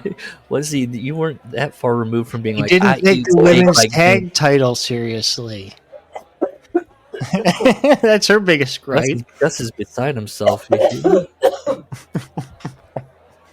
Beside himself. Bitch. Maybe just maybe be a little bit more serious about this. Like, and also all these wrestlers that are going to be like, "Whoa, this is news to me." Are they not wrestling? Nobody. Who doesn't know about Vince's crimes throughout the years, or the alleged crimes throughout the year? I mean, what? They were like, you can go back to like the early 90s, right? Like for general public. Even like that one thing where he hits the guy's papers out of his hand, that was big then. Right. Of making the rounds, and even then you can look and be like, this guy's deranged. This guy's this guy's a loser. He's a weirdo. Let's see. Vince McMahon tried to kill the doc. Yes, Vince McMahon no longer is with this PR firm. What else? I saw something here that kind of. Oh, you know, we were like, why is Mick Foley going around and being like, actually, new take. Fightful reports Mick Foley has signed a new WWE Legends deal. Mm-hmm. You know, it was that thing where it was, you know, he was like, I'm going to come back for a match. Who wants me? I don't know if You anything need the money for the divorce. And then he was like, actually, my doctors told me I can't. And then now it's like, well, Remember, he got concussed. doing a Legends deal. Remember, he got concussed just from running. Yeah. That's what he said, that he started getting. Let's see. Oh, and then Chris Benoit's son was trying to sell Dynamite Kid's boots or some such thing, and Dynamite Kid's daughter wanted them. We haven't read Dynamite Kid's book or anything, but it's in that Brett world because she says that Natty got involved to try and buy the boots, and he just said no, and she just doesn't have the boots. This kid is not good. I mean, come on. We knew he was a weirdo. Oh, yeah. With that Chris Van Vliet interview we did, when he was still talking about being a wrestler and being Chris Benoit Jr. Jericho had to Jericho's dragging him around the backstage of AEW. They're like, hey, how's it going? Could you imagine just seeing Benoit's kid in public? Like, I would oh. Yeah. That would be... I don't know why I'm reading this now. Ethan Page on AEW exit NXT title reign. It was time for me to leave. I wasn't getting what I magically got here, which was opportunity to show what I bring to the table. He got opportunities. Yeah. Okay. He was fine. He feels validated by them giving him the NXT title. Okay. Oh, yes. He knows, right? Like, he's going to get moved to the main roster and he'll just be like a mid-card guy. Like, he's an Andre the Giant. I have no hope. Battle Royal. Sure, yeah. It's just, he's not, what does he think's happening? You know, you get little runs. Like, Triple H is the same as Tony Khan. You get little runs that keeps the fans going, well, they're doing something with him. Hey, it's fine. It's fine booking to be like, here's your little taste, you know, and then you're not going to play. Bronson Reed was on Twitter for weeks bitching and moaning, and now he's not because he's getting to run around with Braun Strowman. When the next D3 defensive lineman comes in, he'll put him over, and he'll be the new NXT champion, and he'll be in the Tyler Breeze role. I'm telling you, I'm shocked. Tyler Breeze must not want to wrestle, right? That's just his choice at this point. He hasn't been brought back anywhere. He wasn't horrible. No. One of the rare guys who's like, I'm taking a break. With Jushin Liger. Yeah. He truly said, "I'm going to take a break," and he did, and he does not come back out of what he's doing. He does the Like, he does, gaming like, the stuff. video games. Yeah, he shit, does the yeah. gaming stuff, and maybe he was just man. You gotta honestly, the guys that were like, "Yeah, I saved my money. I'm fine. I'm good." Okay, so back to the world of 9/11. Colin Powell's there. Bin Laden denied any involvement. On December 13th, the State Department released a video purporting to show him describing the attacks. So this would be evidence, but then Jesse goes, yeah, but then before long, a lot of people were questioning whether it was authentic. So even when presented with evidence that go where he's like, okay, he's like, but was it real? So true things are you question the reality, and then fake things you wonder if it was real. Basically, you just got to be contradictory. So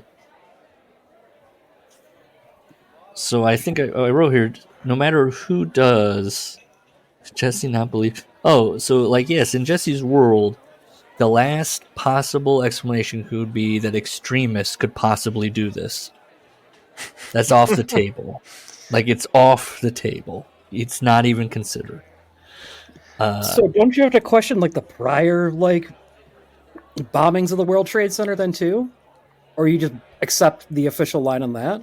Well, yeah, because once you start down that path, you got to start. You got to question dig, as he says, everything, dig below the surface. He remember heightened terror alert. He says, and he's finding the pattern of like, oh, anytime there was some important decision making, the terror alert goes up. Interesting. And so then he talks about the evidence they found. They found the cars, left at the airports. They found inside receipts and this and that, and they followed the paper trail. Does this remind anyone else of Oswald leaving behind a paper trail? Or James Earl Ray depositing his bundle full of incriminating evidence? They were gonna die. Right? And maybe, just maybe, they wanted people to know who did it. Yeah. Maybe, just maybe. Alleged hijacker Mohammed Atta was first said to have left a rented Mitsubishi. So he goes into that, and then Jesse does a very cute thing where he's like, okay, hold on. So these hijackers were all made out to be fanatic Koran, spells Koran, Koran, Koran-toting Muslims ready to die for Allah in a holy war against America, except in their final days, according to people who knew them, they were drinking, visiting strip clubs, soliciting prostitutes, and watching porno on the tube. Porno. On the tube. Ada's girlfriend said he liked to snort cocaine. And it's like, he's in Jesse's mind, he's like, so were they fundamentalist Muslims, extremists, or were they going to the strip club snorting coke? And I was like, both. Both. They were in America. Like, this is not a crazy thing. It's you see it quite often portrayed of a person being what would you say, duality. Jesse cannot accept duality. Like, can you believe this guy that knew he was going to die hired a prostitute? It blows my mind. Does Jesse do that in his life? Where he's like, you said you don't like pork, but yet here you are eating pork and beans. There's bacon in those beans. And it's like, yeah, okay. You've got a hot dog there. It's a beef hot dog. Okay. That's how long I have to say about that. Yeah. So are providing. Okay. So then he's like, I've heard that they were training these guys. So let me get this straight, because he's thinking back to the government training in Afghanistan and all that. People kind of floating in and out of these programs, as our country terrorizes other countries, and arms different factions to get their way. And so we're providing lethal skills to terrorists. Excuse me, I mean freedom fighters. Yeah, Jesse. Yep. Michael Springman. My Catholic high school was very involved in protesting the School of the Americas. Like, they would show us, they showed us this film about it with Martin Sheen, He was down there protesting. Oh my god. I'm the president. But I don't know. They were like a weird liberal Catholic sect, and they hated the anti-communist school of the Americas. Michael Springman was giving out. He says he was working the visa section at our embassy in Jeddah from 1987 to 1989. And he remembers granting visas to terrorists who've been recruited by the CIA. This kind of falls into, his drug thing, his drug chapter, where he's like, "Can you believe it? We use these criminals for intelligence, and like they become assets." So he can't believe that in other countries we're using people that would later be deemed as terrorists as assets to what have you. And I just wrote, "Look at us being hoisted by our own petard." all our meddling backfired. I can't believe it either, Jesse. Osama bin Laden himself started out helping the CIA in Afghanistan. Former FBI translator named Sybil Edmonds dropped a bombshell. He said to us that the U.S. had kept up intimate relations with bin Laden all the way until that day on September 11th. Osama, did you do this? We can't talk anymore. You're in trouble, my man. Did I do that? Let's see. What was it? I remember. Oh yeah, because he says, okay, so he's talking about people that claimed he did it. He says people were saying that it came from Saudi Arabia. And back in 2003, an article in Vanity Fair questioned the FBI's letting 6 planes of Middle Eastern nationals leave the country with Saudi royal family. They flew out soon after. And I said, I remember on that day, on the TV, Saudi Arabia was like quick to be like, "We did not do this." There was other countries too that were like, "We don't know who did this. We're with you, America." But he's saying that he kind of remembers it. That the Saudis are like getting away. Then this is another Jesse digression. So I was like, so what does that mean? If it's the government to make war, then why does it matter? What do you mean the Saudis? They're getting out of there because people are going to look around and be like, hey, they're heading to a home base. Yeah. Yeah.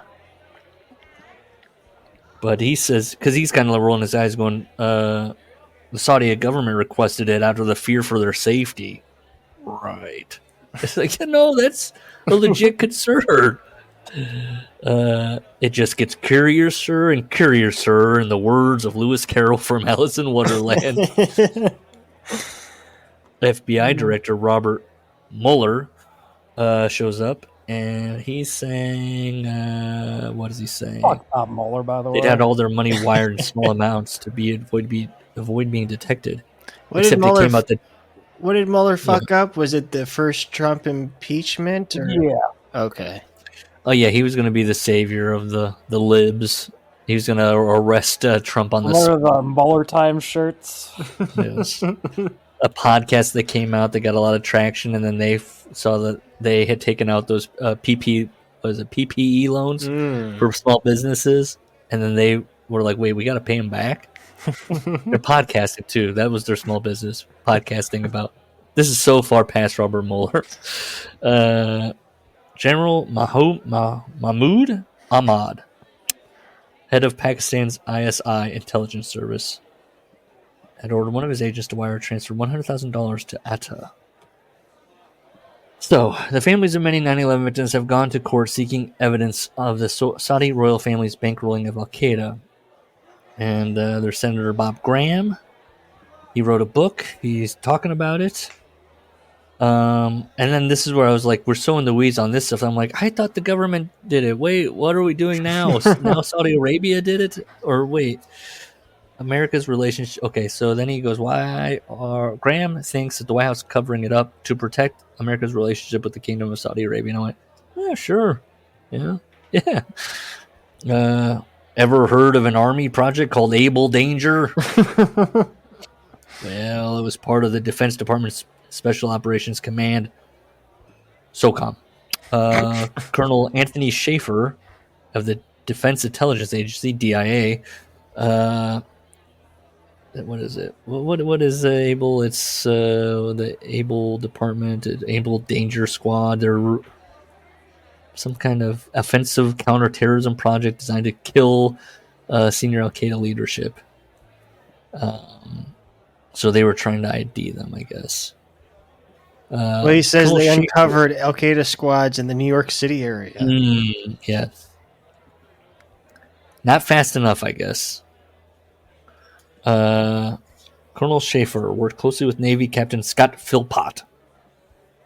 I mean, so what? So they knew some Yeah. stuff was going on. All right. Yeah. Well, yeah, at least six witnesses later recalled seeing Atta's picture on a chart they'd drawn up back in somebody walking by a board in the Able Danger headquarters. And they're like, they remember that face. They saw it on TV and they're like, I saw that guy. And like he says, what did he say? At least 6? So 6 people saw that chart. Which are just, probably New Yorkers probably saying Lewis. it's any brown person that they're seeing. Yeah. Lewis is back. He's a janitor now at Able Danger headquarters. He's listening. He's looking around. In June 2005, a reporter for a small-town Pennsylvania paper wrote a piece that opened with 2 years before the September 11th, 2001 attacks. U.S. intelligence officials linked Atta to Al-Qaeda and discovered he and 2 others were in Brooklyn. And I wrote, what does Jesse want? Because he goes, oh, you'd think the mainstream media would have jumped on this, groundbreaking story. And he said eventually the New York Times did a few stories. I was like, can't get any bigger than that as far as the paper biz goes, Jesse. I mean, they covered it. The attack itself is a huge intelligence breach. Yeah. What more do you want after that? Mistakes were made. I think it's established by the smoking crater. But who and why? Chairman Thomas Keene says the recollections of the intelligence officers cannot be verified by any document. So it didn't happen. Clinton and Bush administrations were covering up their incompetence. Sure. He's like, that's why nobody wants to talk about it, because they all look like fools. And it's like, sure. 9/11 expert David Ray Griffin is back. And they think that the Able Danger evidence provides additional reason to suspect that the hijackers were really paid assets. A think tank called the Project for the New American Century, composed mainly of right-wing ideologues, wrote a report pre-9/11 titled "Rebuilding America's Defenses." They fantasize about a new Pearl Harbor. Well, we all know the results of 9/11, 2 unending wars in Afghanistan and Iraq. Remember the Gulf of Tonkin incident in 1964? I read a book about this, so this could be like this. Yeah. In that book, they talked about this. Yeah. There's Richard A. Clark, National Coordinator for Security and Counterterrorism. He wrote in 2009 that Iraq was a move that many senior Bush officials had wanted to make. This is all just like, yep. Meetings, it turned out, between bin Laden and Iraqi intelligence that took place in Sudan back in the mid-1990s. One prisoner, Ibn al-Sheikh al-Libi, was tortured in 2002 until he agreed to say that the Al-Qaeda was linked to Saddam. He died suddenly after being transferred from Egypt to another prison in Libya. I wrote, aren't most deaths sudden? They're usually, and then it turns out, he talks about him later, it wasn't sudden. If he committed supposed suicide, then he planned it. I mean, at least to himself, it was not sudden. But I'm getting in the weeds with Jesse, where I'm like, it's sudden. He's trying to put an air of cloak and dagger to it. Yeah. But they already... the 9/11 Commission was a whitewash from the front. And I wrote, start from the front? What? From the top? From the front, after Bush and Cheney had stonewalled an investigation for more than a year. You're supposed to wipe front to back. Yes. So who shows up? Henry Kissinger. And I'm like, all right. I honestly was like, here we go, Jesse, go in on Kissinger. And he doesn't. He's just like, Kissinger was there. And then Kissinger said no thank you to anybody like getting in it like, hey, give us some information. No. Then there was Philip Zelikow, who had an outline of the final report. The outline was kept secret. Zelikow decided everything. And he also had written an essay on catastrophic terrorism, where he also thought about a Pearl Harbor-like event that would divide our past and future into a before and after. The United States might respond with draconian measures, scaling back civil liberties, allowing wider surveillance of citizens, detention of suspects, and the use of deadly force. Sound familiar? It's every sci-fi book. There you go. Oh, Jesse, you better believe Jesse's the guy that quotes George Orwell. Then we got Connie Rice's request. That he'd been part of the Bush. Oh yes, Connie requests that he not put in his resume that he was part of the Bush transition team. Okay, then Karl Rove shows up. The 9/11 Commission. This is where I first wrote. What does Jesse think about the Truth Commission? You mean Kurgan? At the end of the book, I was like, yes. Recon? The Jackal. There we go.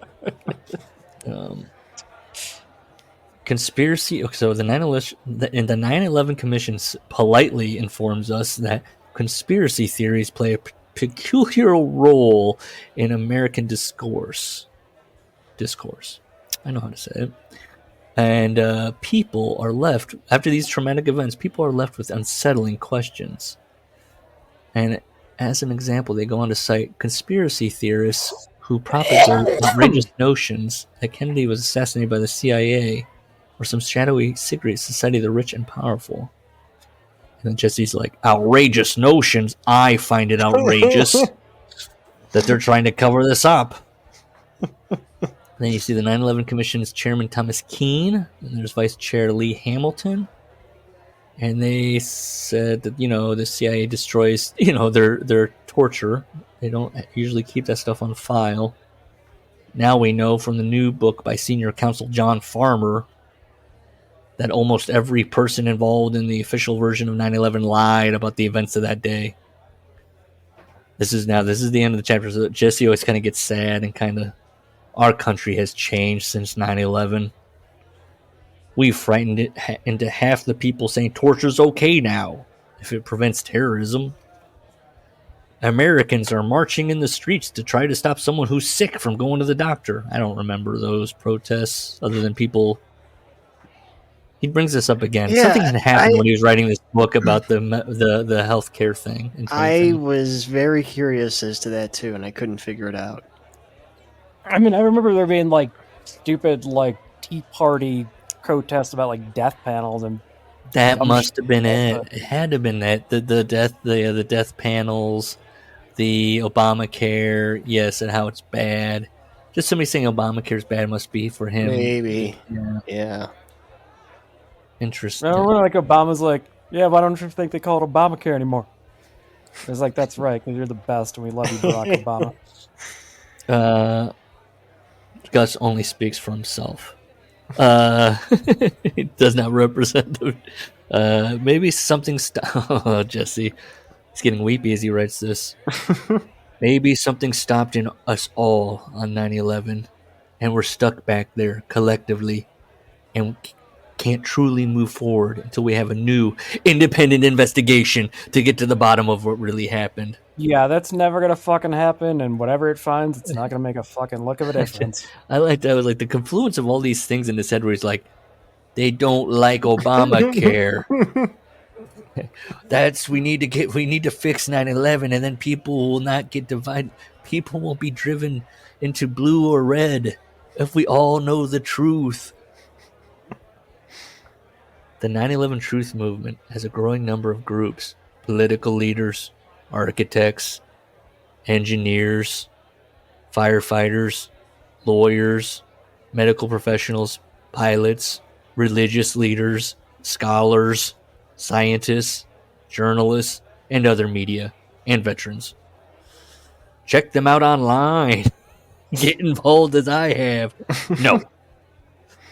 Oh, and by the way, what happened to Charles Lewis, the man with whom we began this chapter's Revelations?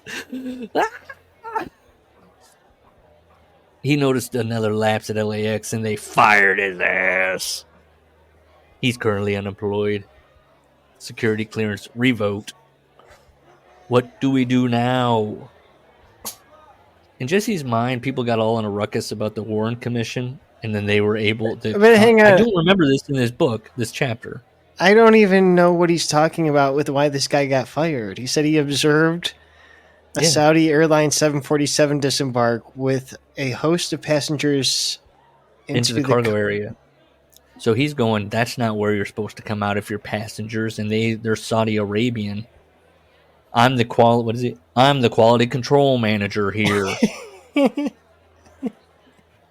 Which probably means he didn't even have jurisdiction over this. So Charles and they just Lewis fired him for being a pain in the ass. Yeah, Charles Lewis finally got some FaceTime with like the top guy. It was like, yeah. I saw 9 brown guys go into the cargo area, and they're like, "Okay, Chuck, it's been fun. You keep talking to media. It's become a nuisance. We got to let you go. They're firing me for being a truth teller." So, even though this was not addressed in the JFK chapter, right, that the Congress came to a new conclusion, I don't remember that Jesse was accepted or was interested in.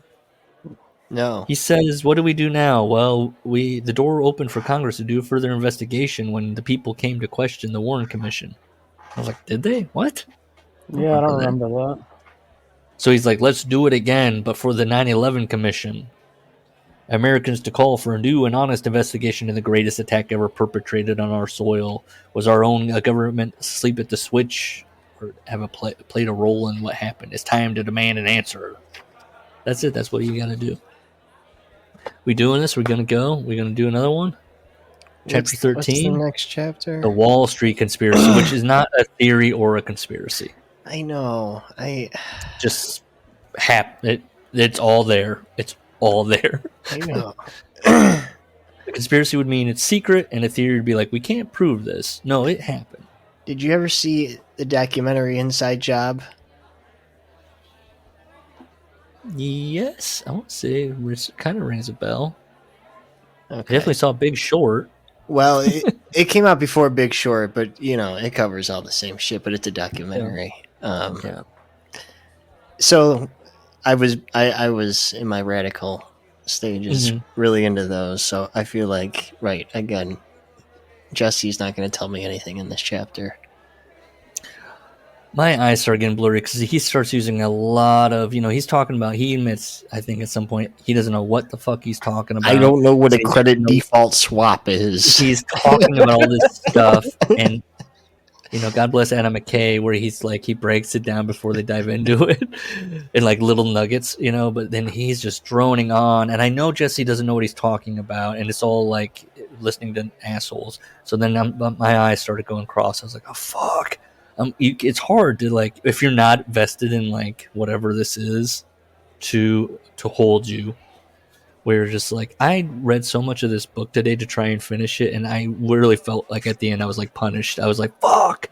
Like I told my wife at one point, I was like, I shouldn't be doing this. It's too much all at once. Like so many random names, so many agencies, and then he's got to do the letters after each, explaining each one. Okay, so. Oh, did we believe that 9/11 was perpetrated by our government? Or I gave you my opinion. Yeah. Drop ball. I think it's drop ball, and they're like, hey, this kind of works. Yeah. Okay. Because the dot-com bubble had already burst, so the economy was shit. Yeah. Never waste a good crisis. So we got Theodore Roosevelt here. Look, I don't want to do a Roosevelt impersonation, but so basically what Teddy Roosevelt's talking about, and I did look, if you look at my YouTube, it's just like Teddy Roosevelt voice, this guy voice, just out of care, Orwell voice, last interview. They all sound the same. It's all like, too much cannot be said, blah, blah, blah, blah. They all sound the same at that point in time. They all have that mid-Atlantic kind of, no matter if they're from wherever, he spent time where, in the Mexico.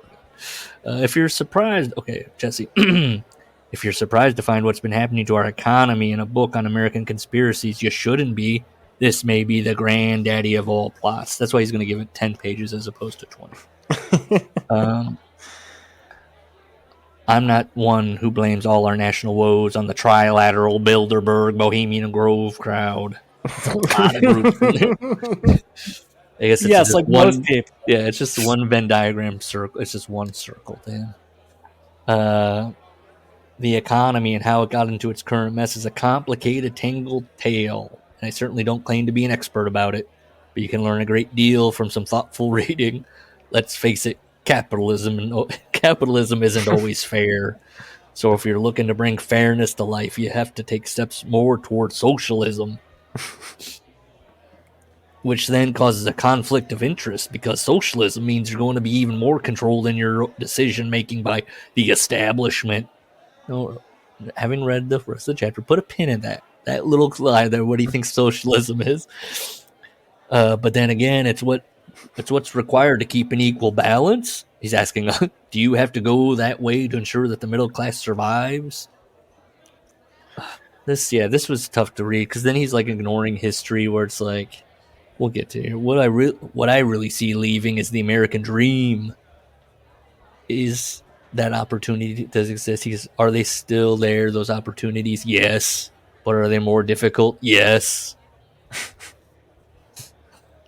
It's understood that I forgot to bring up. Sorry, side, but it is politics. Your vote is going to count a little more. Oh yeah. Well, I'm not voting, so it doesn't matter. Okay. And really, and the I eyes hope you were all on blame me. Nebraska for that one extra electoral Lord. vote. And I'm surprised you You had know, there's some local polls who stood up for themselves. And on the ground reporting, there are people that are putting the sign with a blue dot out on their yard. Cool.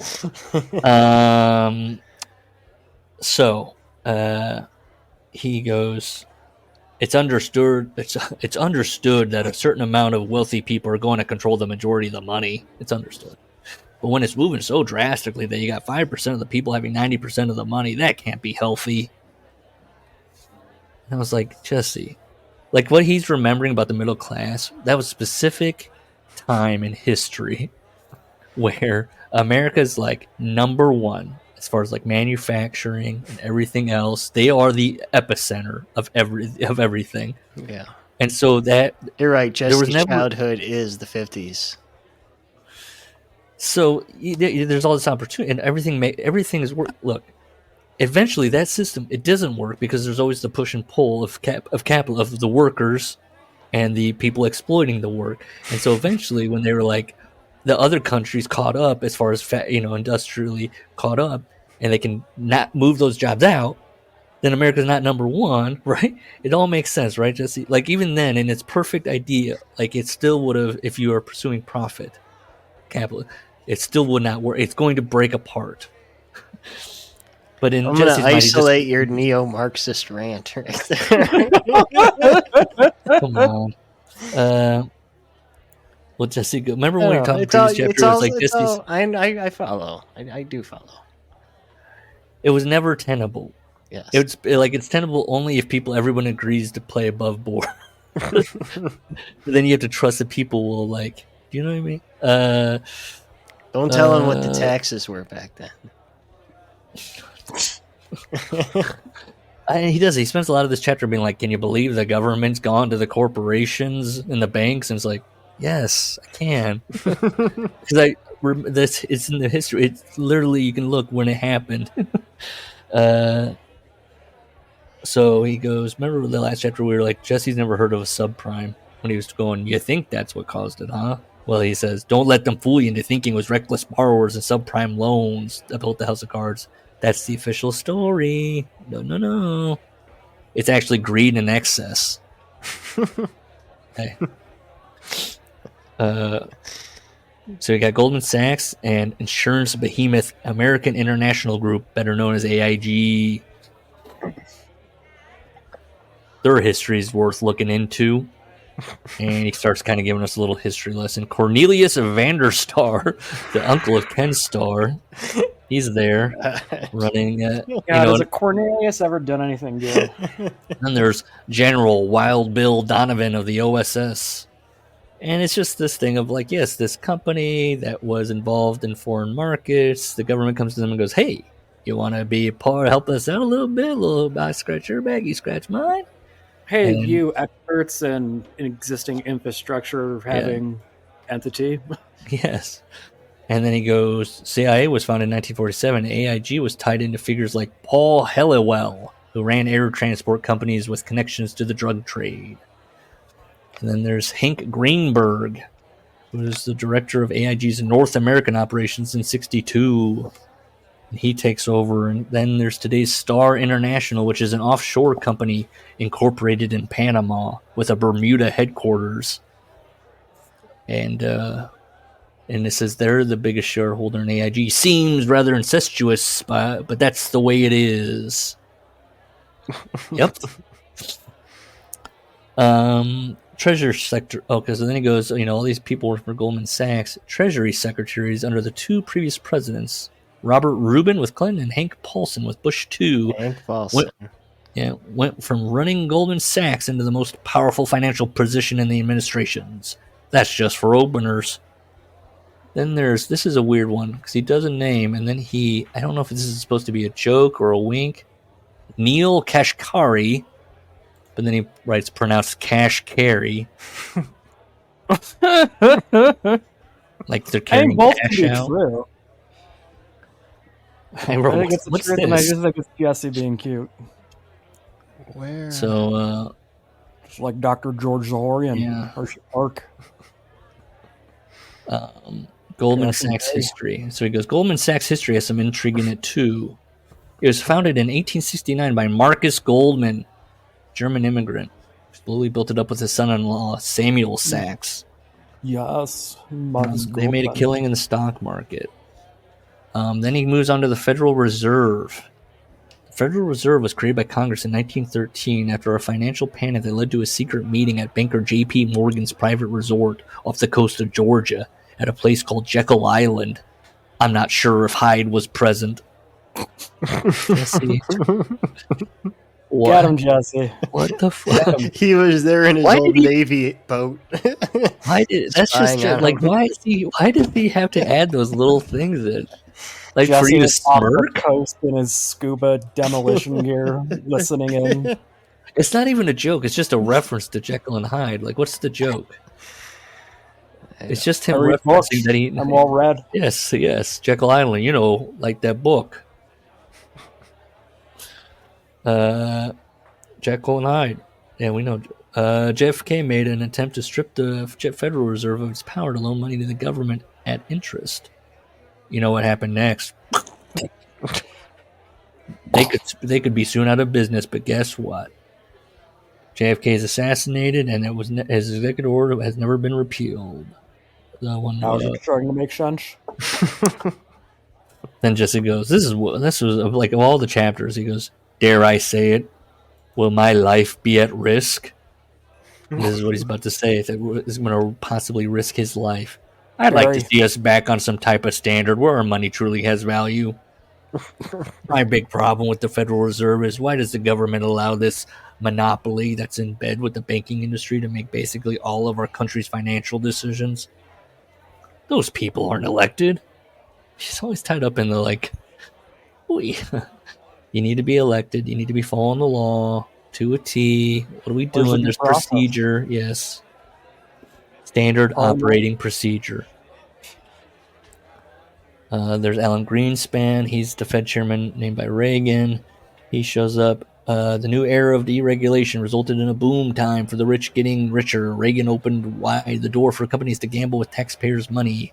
The New Deal restrictions on mortgage lending went by the boards. In 1999, the Glass-Steagall Act was repealed by a bipartisan Congress during Clinton's last year, and a real free-for-all began.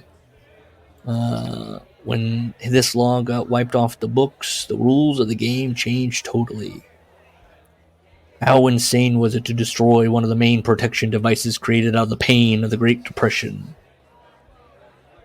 Let's see. In 2000, after getting some heat from a regulator named Brooksley Bourne, what do they do? They have a bill. They put in some kind of like legislation slip in a bill to exempt derivatives from any oversight. Pork. Was it pork? Yep. Enter George W. Bush with a rousing mandate of freedom, freedom, as Richie Havens once sang at Woodstock. Huh? Jesse, he's with got Woodstock like all Jesse. the special DVDs from the PBS when they sell the Woodstock, Oh yeah, the Woodstock there's no DVD. question. Is that like a Hogan story? But for him, he's like, I was almost going to be there. And I was like, Jesse, you would have been like 13. All right, I know, but you know what I mean? Like, Yeah. you know, I could have been there. I should have been there. Back in 2003, the Office of Federal Housing Enterprise Oversight, there's no parentheses, OFHEO. There's none of that. Anyways, they warned that Fannie Mae and Freddie Mac, the icons that held trillions in mortgages, were in deep doo-doo. Jesse says doo-doo. Then the White House Deep Sixth Armando Falcon's report. Is that a real name? Armando Falcon. Replaced him with a No, Bush that's totally buddy. a cover name. When that His name is Armando Falcon. He's an And then he ancillary guy, Batman.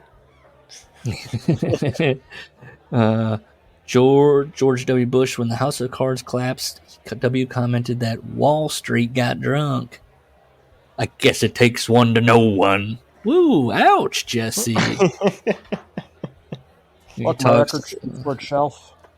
He talks about Bernie Madoff, and he's there. And SEC Chairman Christopher Cox says, "Yeah, we missed a bunch of stuff about Mr. Madoff."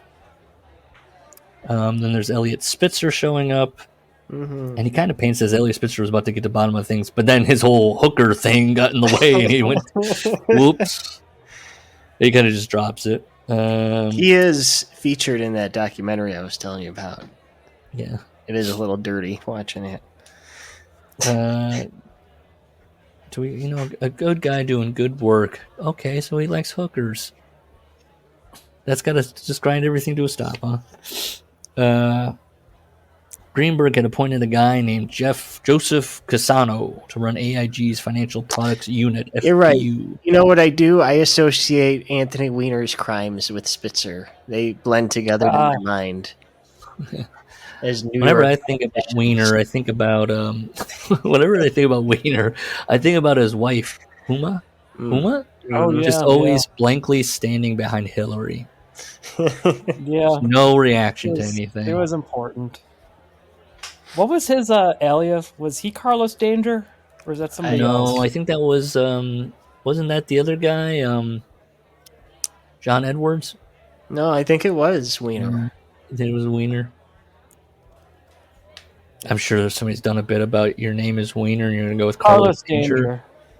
Yeah, Carlos Danger. I guess you can't put Weiner in it because your name is Weiner.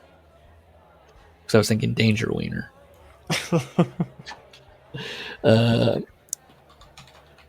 Junk Bond King Michael Milliken shows up. Hank Paulson is there. Goldman's CEO in 2004. He just is going through different things that these places do, and they're like, they did this, they did that. They're greedy. He's talking about the price of oil, and how like they'll short something and then they'll make the price go up and and market manipulation. I wrote almost like, oh, Jesse's almost coming to the realization that studying the economy is like a fake thing to do. Like we created it, so we can really do whatever we want. We could. So when people act like, the wheels, the levers, they're all turning. What do we do? It's a runaway train.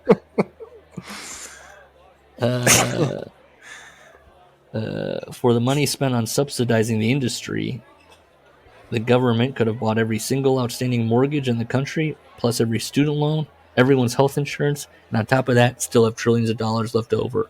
That's what former managing director at Goldman Sachs, Nomi Prinz, said in her new muckraking book, It Takes a Pillage. All right. And it's like, yeah. Thanks, Obama. I got one in. I'd like to have been a fly on the wall when Hank Paulson called the Big Nine kleptocrats into his office at the Treasury for an emergency chat in September I'm of sure 2008. you would, Jess. Would have been the most boring conversation. Crap. Um, I have to give you a piece of my mind. So, we gave billions to rescue Merrill Lynch, whose CEO John Thane, Merrill Lynch was going belly up. Thane was busy buying an $87,000 area rug for his office and a $35,000 toilet bowl. Some might call him a four-flusher, since he'd lost about $15 billion in just 3 months at Merrill Lynch. And then Like he's Jekyll and Hyde. yeah. And oh, by the way, Thane was a mentor of Timothy Geithner, who's now Treasury Secretary under Obama. And then you got Goldman CEO Lloyd Blankenfein. He's there. The whole bailout business stinks. And then we've been left holding the bag. Who's presiding over the money pit? It's Gentle Ben Bernanke, Bernanke. whom Obama reappointed to the head of the Federal Reserve. You ever wonder where the that's Fed open gets the chase. money? Yeah, open shit. Well, basically, they print it out of thin air. Check out Article 1, Section 8 of the Constitution. Only Congress is granted the power to coin money and regulate the value thereof. Quote, unquote. So, he also shows the Fed basically owns the economics profession. Their board of governors has 220 PhD economists on its payroll. Cool. I'm sure they all have great opinions, and they've studied it, and they know exactly what needs to be done. Ron Paul, a congressman I admire, I wrote, oof, Oh, God. has introduced the Federal Reserve Transparency Act. This is all it really takes for Jesse. They did one minor thing that probably won't go anywhere. He's like, there you go. And who's saying this? Bernanke. The reality is the road we're currently on leads us to the corporate state, a fusion of private and public power, a privileged club that dominates everything else from the top down. Mussolini once had a term for that. He called it fascism. Yeah. The banking lobby in Congress frankly own the place, say lobbyists. Illinois Senator Dick Durbin has said Hell yeah, the banking my guy. lobby owns Congress. Got it. So then there's TARP, Troubled Assist Dark Horse Asset was Relief nuts about Program. This is what I know. I think it was when the TARP stuff started when I'm going, oh, my breath. GE Capital. We all think of General Electric in terms of light bulbs and home appliances, along with the ownership of NBC. I did write LOL there because Jesse has these little things where he'll put in parentheses or little asides where it's just kind of fun. But then there's GE Capital, which lends out money.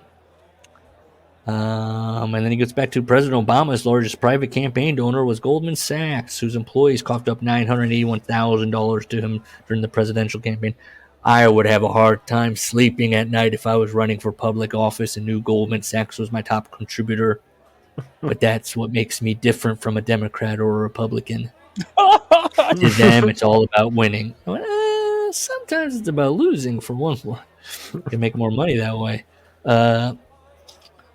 So he says altogether, Obama got $9.9 million from Wall Street. This was so telling. I felt sad God, for Jesse. that's crazy. Like 9.9 million now is just like fucking chump change. Obama, you cheap whore. That's all it Pretty took. much. No matter how nice we think, and I wrote, oh Jesus, so Jesse, no matter how nice we think the president is, and what a brilliant speaker he is, he's still beholden to these power brokers. Very well spoken. I don't hold out much hope for the new Financial Crisis Inquiry Commission to be any different from the Warren Commission or the 9/11 Commission. So, Obama's chief economic advisor, Lawrence Summers, that pile, he's there. In a past lifetime, Summers joined with Rubin and Greenspan in the bankers' crusade to stop the government from regulating. Cool. So then he's like, Obama's Treasury Secretary is Timothy Geithner. And he's like, yeah, President of the New York Fed. Let's see what else. Then there's Mark Patterson, his chief of staff, who was a year earlier a Goldman Sachs lobbyist.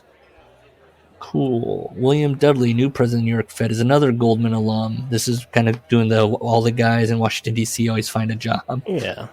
Jesse always kind of scratches his chin when people want to control the industry that they make money from. Have you ever heard of the MLR? That stands for medical loss ratio, the fancy term used by health insurance companies for their slice, their takeout, their pound of flesh, their gross, very gross profit.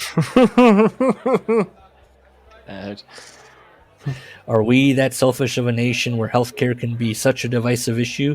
And This is, again, he's watching these Tea Parties. I'm like, really, it polls usually pretty well.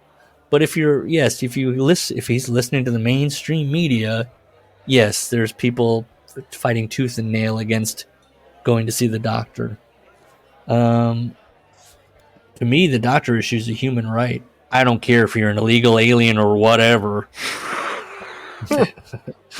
If you're sick, you should be able to. If you're sick, you should be able to have treatment. It amazes me that we've got people out there holding signs and making our president look like a Nazi because he supports the change in the system. Yeah, I was like, what is he talking? Yeah, I think Gus is right. He's talking about like the death panels. Yeah. All that when that was going on. Here's another point. If government-run healthcare is so bad, does that mean we've been screwing over our veterans for close to 100 years? Yes. My father would go nowhere else but to the Veterans Administration Hospital. The one here in Minneapolis is state-of-the-art, brand new and completely government-run, and I don't see anyone protesting about that. If it's good enough for the veterans, shouldn't it be the same for all of us? And I wrote, so Jesse's dad could have chosen to go somewhere else, but he chose the benefits. He chose the veterans. So I was like, I guess socialism. I thought it was a lack of choice. I thought it would be.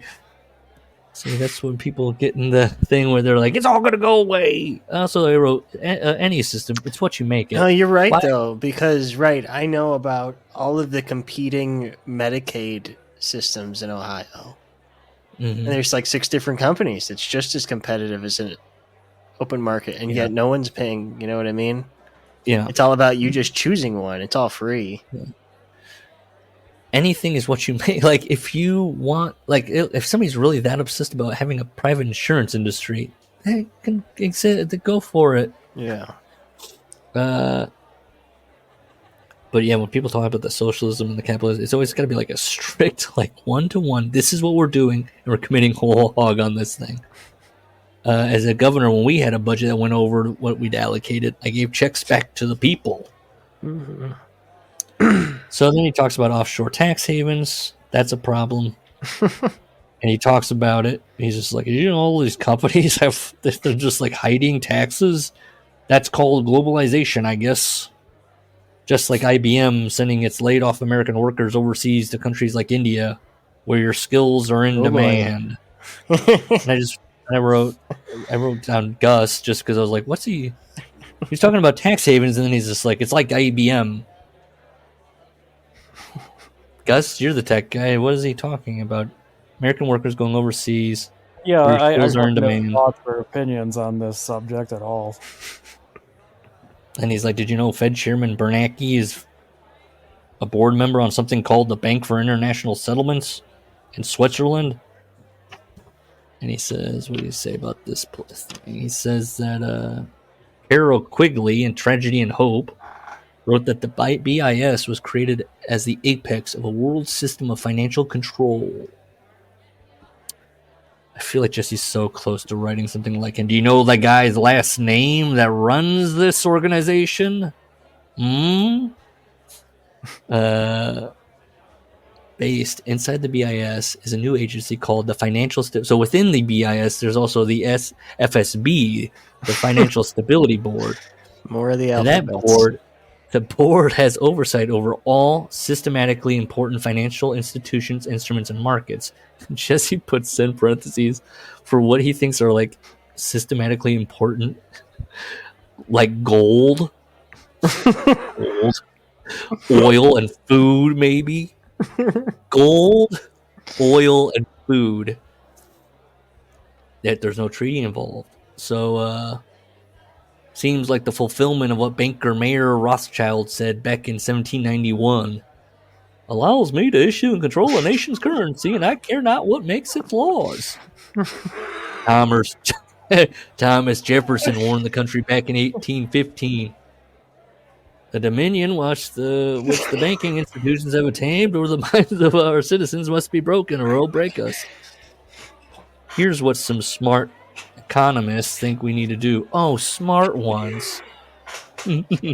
Not the ones that, the 290 that have been qualified and selected to work at the Fed. If they're not so smart, why haven't they fixed the economy? I'm always hearing it's broken. Am I right, folks?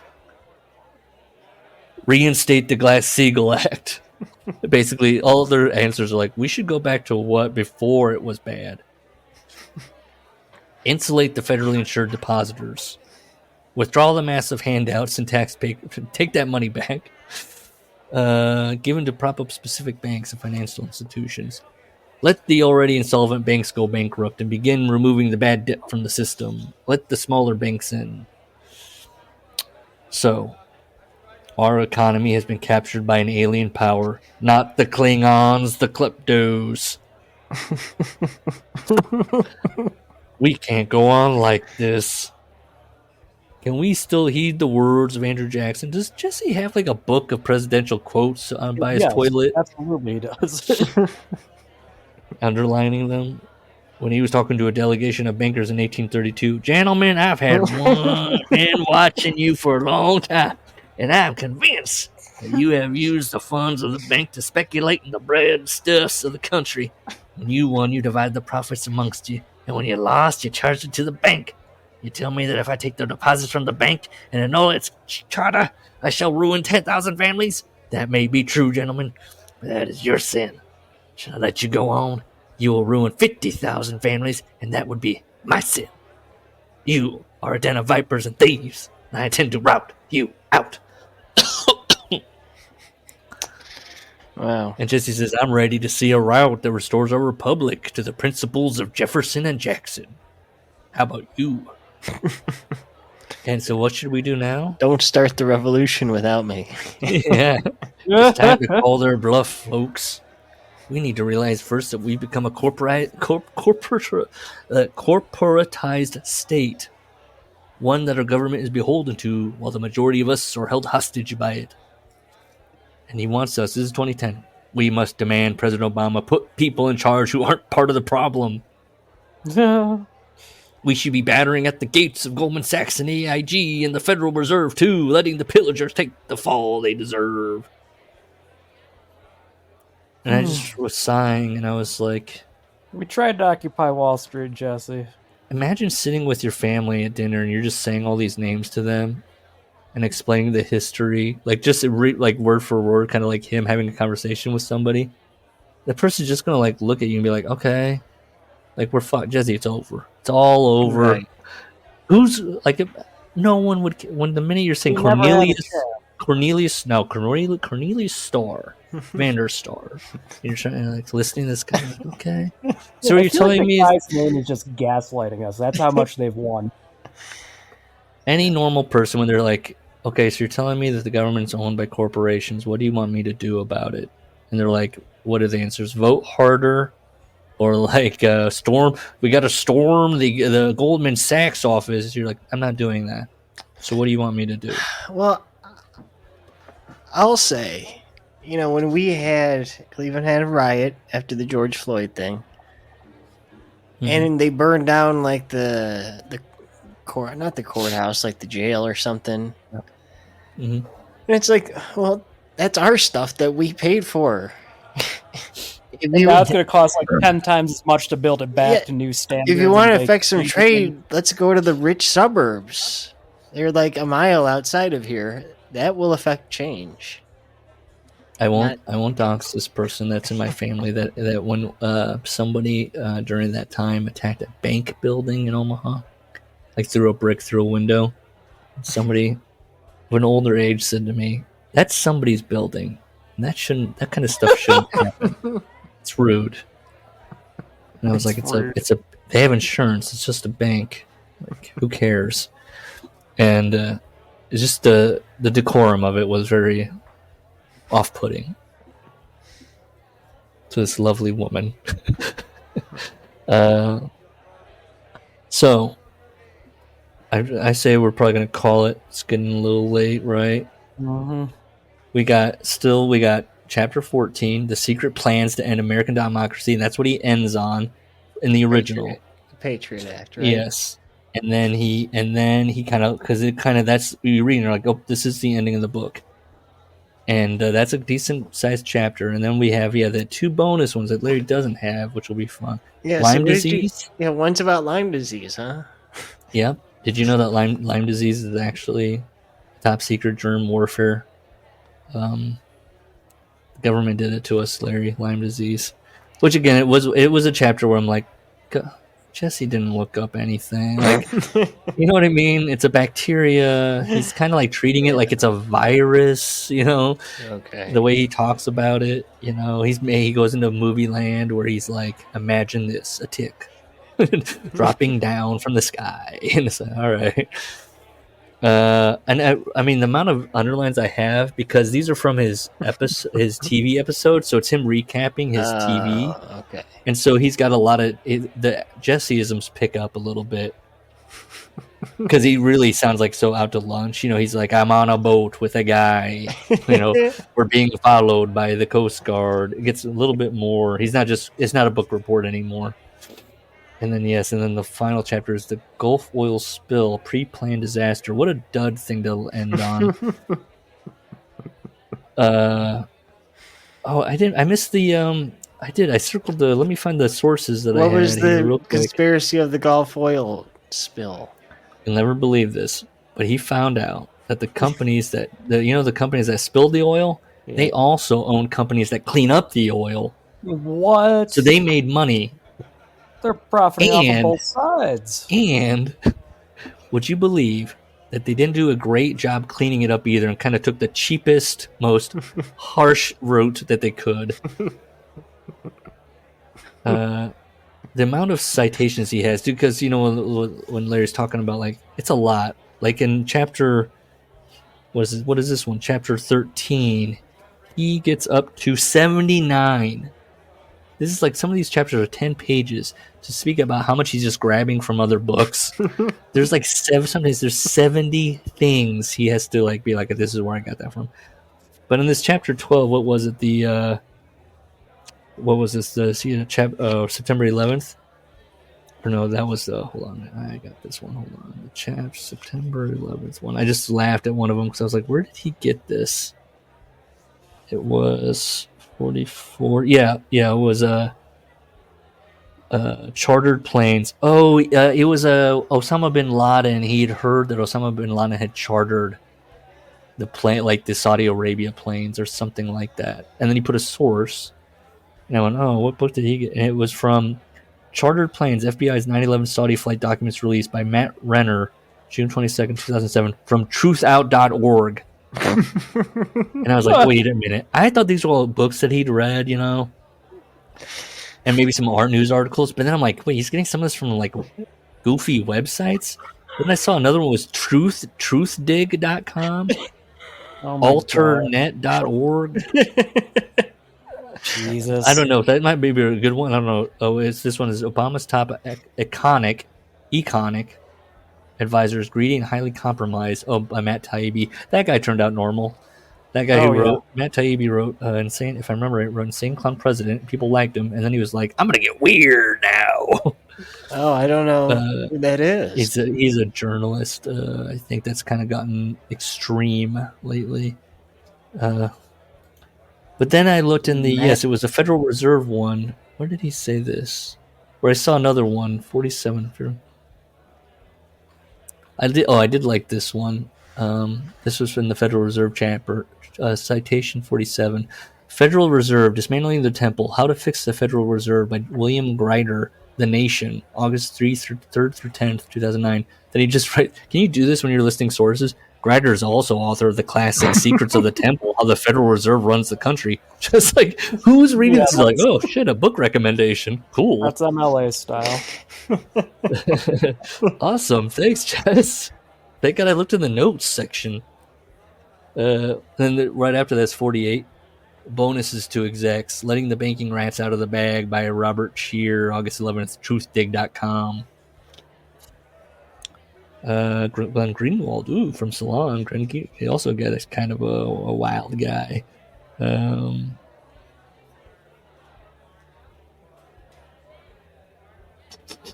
just looking at all these. What did this Taibbi guy do? He wrote, I'm getting this right, God forbid, Colin, who's a major Matt Taibbi or whatever. So he's like involved in politics, and then he writes a book. Yes, an author. Pretty much. Let's see, where does he go here? Let me see his history here. Let's see. Is that what cracked him? The Russian interference thing? No. Hunter Biden. Oh, is it Hunter Biden thing that made him lose his mind? I don't know. I'm trying to look at his Wikipedia real quick to pinpoint when people started turning on him. He's a red-pilled culture warrior chasing subscriptions, some say. Yeah, and I think when you write Twitter insane files, he was involved with Elon Musk. Oh boy. He saw that as yes, he was like, why isn't this getting reported on? But at first he got into people really enjoyed his insane clown president, which was just him. He had done a series of articles that he made into a book about where he's just following the Trump administration. He's just a journalist. Yeah. Okay. And he had he had some. He basically, for a little bit there, he was. I read the Insane Clown, because it was just, hey, let's see what's going on in the administration. That's funny. So yeah, he's in there, and anything else? Yeah. Lots of Infraguard. Oh yeah, that's coming up. Infraguard. That's the whole thing. Shadow government, right? Oh, yes. I'll just do it now. Maybe I'll remember it later. Then, later on, when they're talking about, I think this is during the. I don't remember which this is. Is this during the Patriot Act one? Verichip injects itself into immigration debate. May 18th, 2006, from spychips.com. He's talking about people being microchipped. So he's reading some SEO Russian spam blog. I can't believe spychips.com had an article about how a company wants to chip people. It's crazy. They're doing great investigative work over there. Speculative work. That's Dickie Russell's department. Dude. What's crazy? Okay, can I say? I don't know what Dick Russell, other than the interviews, maybe that he gets a byline. But Jesse, it's so I'd say more than any other. Maybe Brett was close, where it's in their voice. You can hear, you can hear Jesse. So I can't imagine Dick Russell's a ghostwriter, because you can't that'd be amazing that he's getting this all across. I think he's just a guy that he's Jesse talks about his staff. I guess he's just part of the staff. Yeah. They've got an office where they come in and they're on typewriters. They're tracking down leads. What's up with that lady who was messing with RFK? That's a weird one, huh? Oh yeah, Nizia, the guy that was an editor for. They found old tweets of her liking Rick Perry and Mitt Romney. Ooh. So she has a type. It's pretty sad that RFK was like, block. It is. Block. He was kind of entertaining it, and then he blocked. Oof. Now it's called the RFK nudes scandal. All right, I'm done. What the fuck is this? Wait, hold on. Ex-MSNBC star Keith Olbermann details his wholesome fling with Olivia Nuzzi. Oh boy. What? What the fuck is happening? Why is he? First of all, I like that he's like, oh shit, she's in the news, huh? Hey. He's gonna be like, I fucked her. But it was fine. She wasn't dating anybody. It's not loading up for me. The government doesn't want me to know. Yeah, I see it. It's in the Hollywood Reporter. Okay, let's see. We had dogs and tattoos and rings, and like all relationships, it was very nice at the start. Then things happened, and we worked on it, and it ended. Okay, so he had this 3.5-year relationship. Wait, we had dogs, tattoos, and rings, like all relationships. Okay. Is tattoos common? I guess so. He's not in the Newsy Nudes News Network. What? Well, he says her parents' initial answer is shock. So she just likes older guys, or her guy isn't older than her, but she. He says he alleged that they both did some weird things during the course of the relationship. He just wanted this out there. Oh, Nuzzy! He credits Nuzzy with awakening his lifelong love of dogs. It's not lifelong if he awakened it, and he's old. He's fucking old. His quarter life obsession with dogs. She did some weird things. She did some weird things. I'm sure I did too. What? Now I have more questions. This is one of those where they want to get something out, and then you're like, now I've just got more questions. Yeah. All right, I'm done. Oh, geez, fine. Bye.